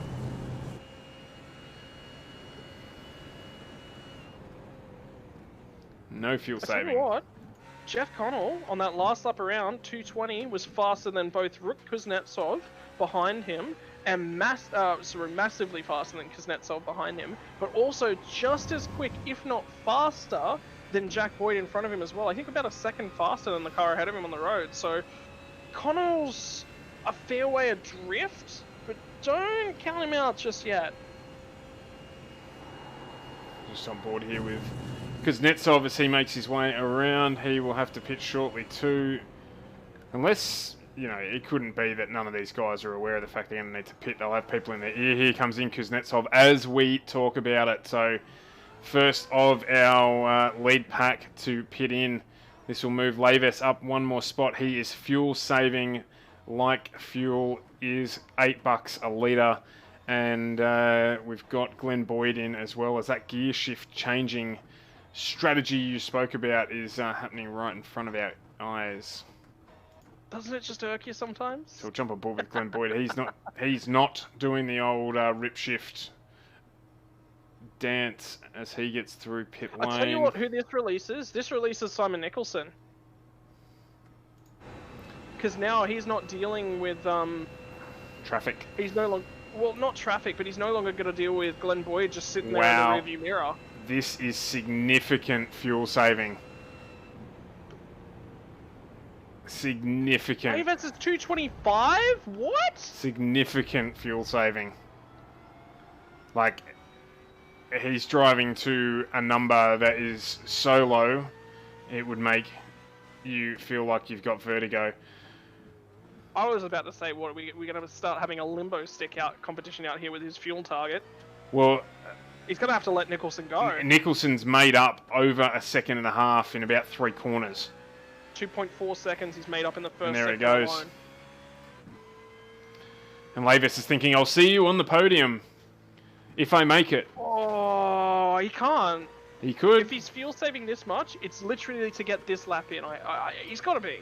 He could save at this point in time, given everyone else has got a pit and it's a minute. He could save 10 laps. He could do this for and not lose a spot. At 5 seconds a lap, as Jeff Connell comes into pit lane now. Boyd's still going. He did pit 1 lap later than Connell, so expect him in next lap. Well, yeah, there you go. Expect him in next lap. There you go. I went to the F1 there in 2013 from Brad Cullen. It's all solo in this series. This series doesn't have co-driving duties. There you go. Must be thinking of the enduro that we did for the NZSR boys then. You would be because it was Sanford That's it. driving with, and I can't remember his name. I believe it was Ali. No, I can't remember. You know the other risk of fuel saving this severely? Running off the track because your rhythm is significantly disrupted. So you end up missing your braking point because you know running on or off throttle. As Nicholson is going to go past Connell there, he's done that. Lavis moves back past Connell in pit lane. He's still not out of pit lane there. So what's the gap going to be when he does get out? He's going to lose it. He's going to lose the podium. There's no way Lavis can make the podium from here. No, the gap's too small. It's only 5 seconds now. Unless he saved enough that he can go. 2:30? 2 minutes 30! Yeah, this He's is really cruising around now, isn't he, boys? Oh, g'day, Matty. Welcome to the Combox, mate. Yeah, he's we're just saying he's saving fuel like it's a Dolomite account. He's definitely He's committed to it now. He's stuck. Then But you Connell's can't go back on the strategy now, or it will undo itself. Connell's going to eat him up.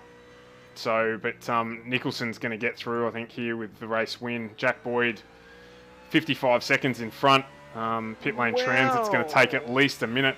And the Connell stop there was a minute 19. So, total pit lane transition. So you'd expect that Boyd's only going to be about 2 seconds faster than that. Yeah, so, and Boyd's in now. Boyd's in. So,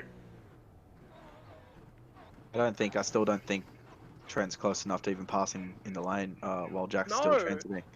No, it's not going to happen. He's just bleeding time. He's about to get lapped here, or he's about to get unlapped here.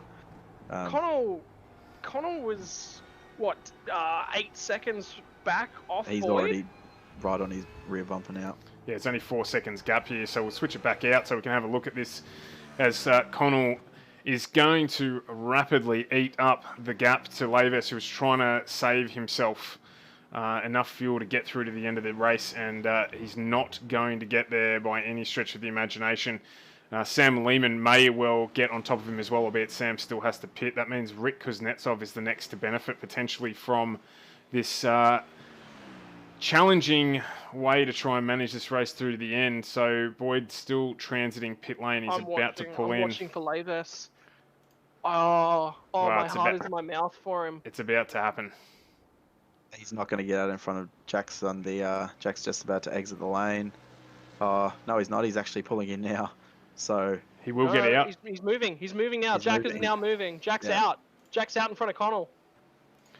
What's more is he's not... Sorry, Nicholson. Sorry, my mistake, not Connell. He's out in front of Nicholson, but the gap now will rapidly close because Nicholson's at full speed and Boyd is going to have to defend.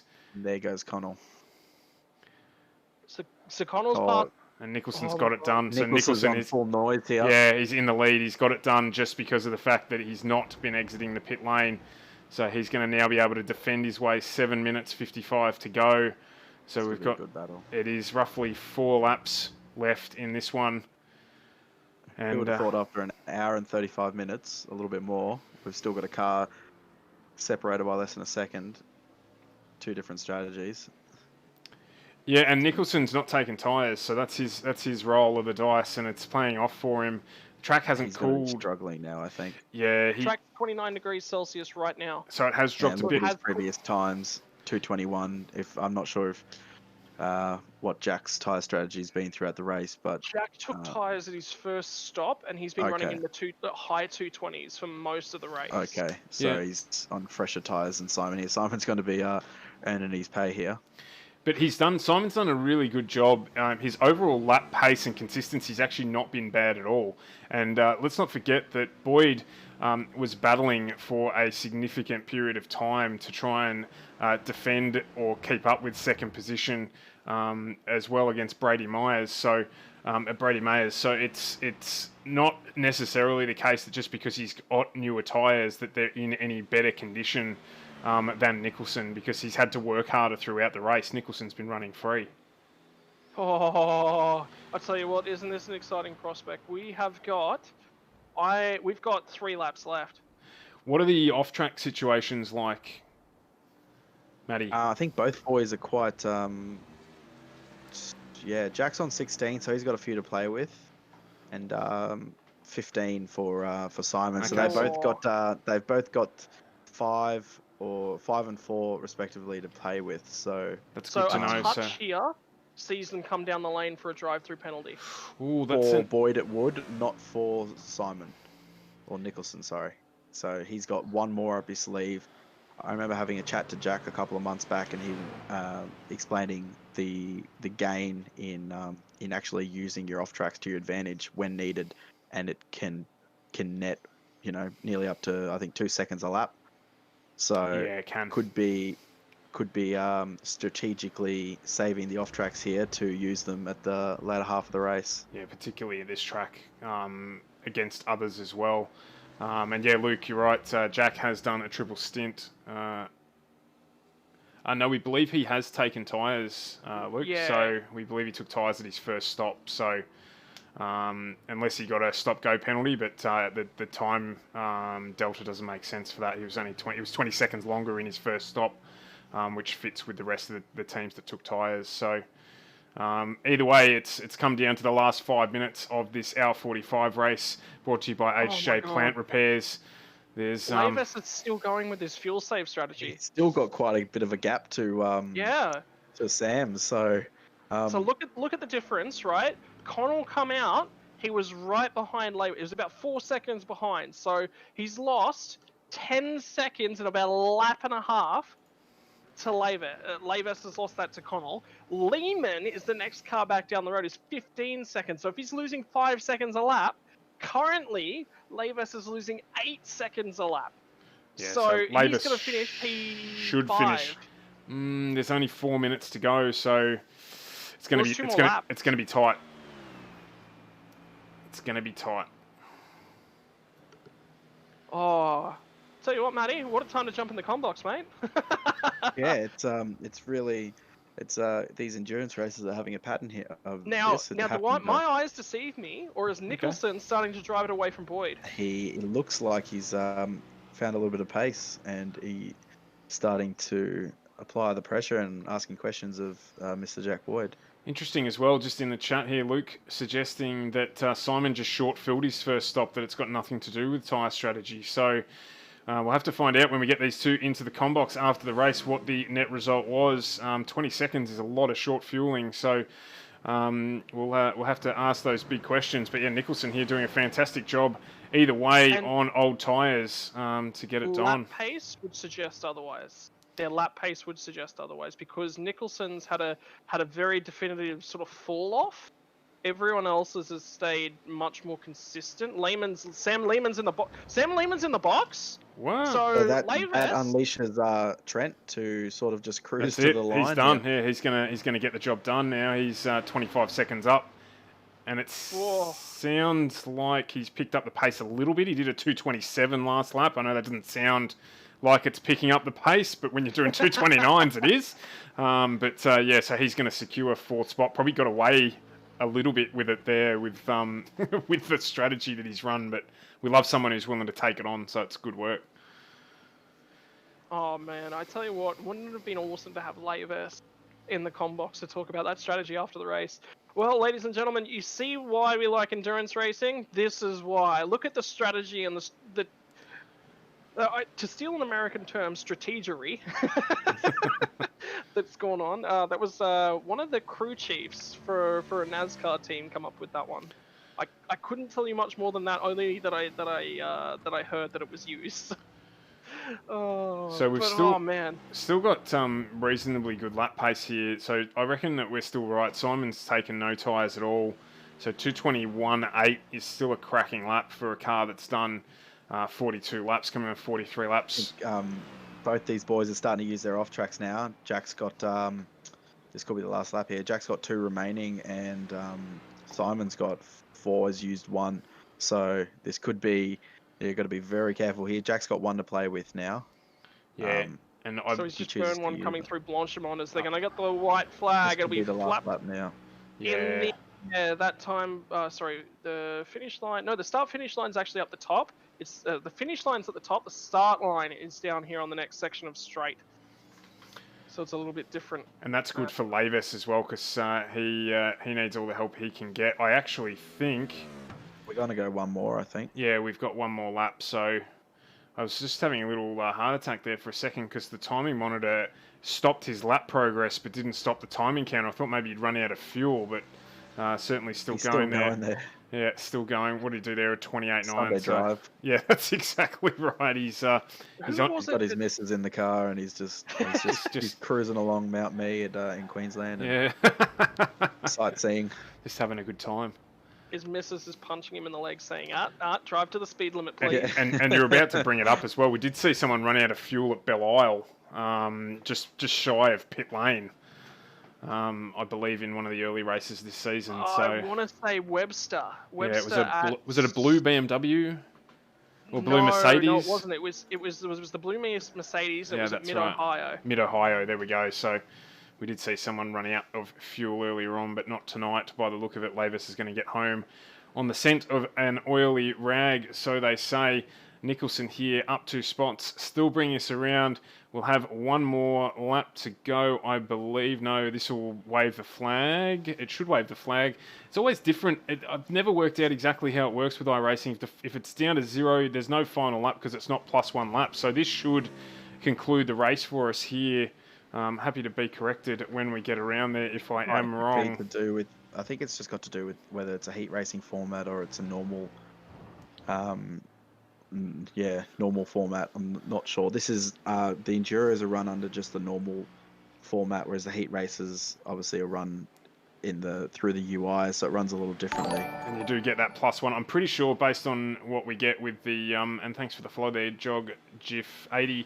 I'm pretty sure based on this yeah, it is the final. This is going to be the last 2 corners, so we're going to have Simon Nicholson bring this home for his maiden race win in the Oz Pro-Am Sim Series. Congratulations to him. It's a race and strategy well run. We've got Jack Boyd coming home in 2nd, and we're going to end up with Jeff Connell bringing 3rd place home. It is a BMW lockout on the podium here, and I just want to hear, before we jump back to our leaders, how much this car gets home by, whether or not he's going to start coughing as he gets across the start-finish line or not. Managing the longest stint without a pit stop is our 4th place bringer, Trent Lavis, who will consolidate his position in the championship by doing that. Could have been diabolical for him if he ran out of fuel in terms of maintaining that 2nd place, and he'll close the gap. I want to see his Motec display, because I'd have to say there is under a litre of fuel in that car. And Martin Crisp, definitely a happy man in the chat there with a massive woohoo, mate, for clearly his friend Simon Nicholson, who has done a fantastic job to run this race on 1 set of tyres in the heat at Spa, and really not dropping off the pace all race either. So a fantastic job there. Thanks for joining us again, Jill. Yeah, the guys at Boyd did a fantastic job. Jack and Glenn had great races between them as well. Just want to quickly refresh my memory about the current standings. Actually, before you go too much further, can we just... Oh, okay, no, I was about to say, I'm showing Bartholomew running in P5, but he finished P7. That is a phenomenal drive. Yeah. And the hard charger award for this evening, it goes to him. He's going to move up that listing there as well, thanks to Peninsula Transfers. So... great job there from the drivers, and equally a remarkably clean race. I mentioned it just after we got into it, and we're about 5 laps in. The drivers doing a fantastic job here. It's a tricky circuit to get started on cold tyres, and we had a really, really clean run with only a few incidents to speak of. So a fantastic job to the entire field to get things done this evening. We like it that way. Let the racing produce the result. So we're just sort of waiting here to get our top 3 drivers into the combox. So I was just about to quickly discuss while we did that as well the changes to the championship as a consequence of that. Obviously, these standings that we're bringing up now are from before tonight, but you got Boyd, Lavis, Kuznetsov as our top 3. So Boyd and Lavis will consolidate their positions at the top here, and Kuznetsov will equally do the same. Daniel Webster dropping down a little bit, and Brady Myers as well suffering a little bit because of some issues during the race. So It'll shake up the top of the championship there, particularly given that it is relatively close between Boyd and Lavis at the top. So we'll bring those point standings to you on our socials across the week as they are released. But we've had a fantastic race tonight. Can I just actually? I wanted to put something directly to Maddie. He's not here, so he won't help. Damn. I was actually who would be his driver of the day. If you had to look throughout the field right now, who would you be your driver of the day? I know Nicholson's done a phenomenal job. I would actually lean towards giving it to Stephen Bartholomew because he's finished way out of position for me. Normally he's like a above 10th place, sort of you generally see him, but he's done a phenomenal drive to get that forward all the way up into 7th. And I think you're right. That was when you were talking, I was looking through the list thinking that he was going to be my pick as well. So spot on. Because he's the first of the non-BMWs as well. And it's not only that, as we've talked about before in the pre-com, it's weighted numbers for the BMWs. There's just so many of them that it's always going to end up that we're going to have a pack of them together up towards the top of the field here. But he's driven a really consistent race, kept his nose clean, and managed to bring that Ford home. As I believe we've got Jeff Connell joining us in the commentary box now. Jeff, how are you? Pretty tired, mate. Pretty tired, yeah. That's not surprising. A solid hour 45 for you guys there. It was a great race for us to get to watch. How did you find it? Yeah, it wasn't a bad race. Spent a lot of it driving around by myself because I went a different strategy. So it wasn't too exciting, but I suppose the result's okay. Look, Jeff Scott here. At the end of the day, you'll take it. But what about driving the very slow moving Trent Laver's BMW? He was fuel saving like a mad thing at the end there. Yeah, I thought about that strategy, but my maths wasn't good enough to try something like that, so I just drove flat out. So yeah. So we are joined by our full podium now, so we'll jump across to Simon Nicholson. Simon, congratulations on your maiden win in the AusPro-Am Sim Series, mate. A race well run.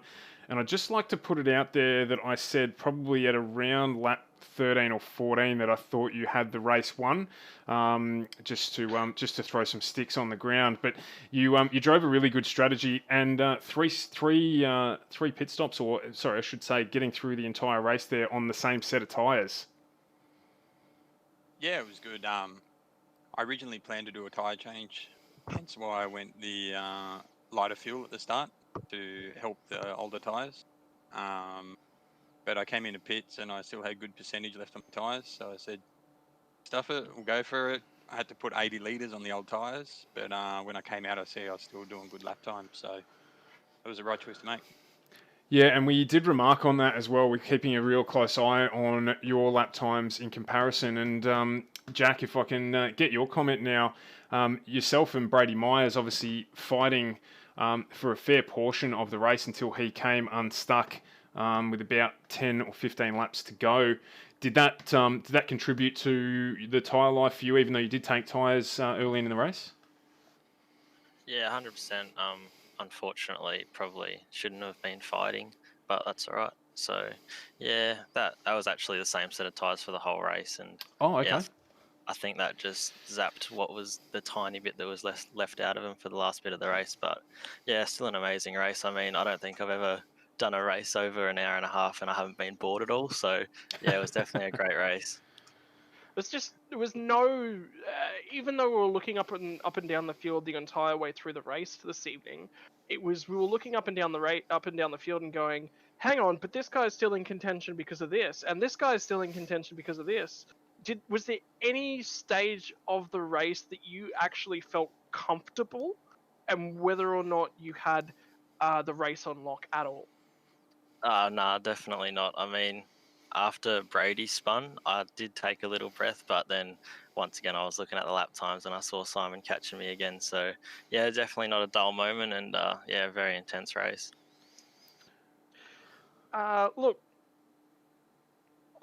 where would you rate that one in terms of your overall races and endurance races, maybe specifically? Where would you actually put that one in terms of contention?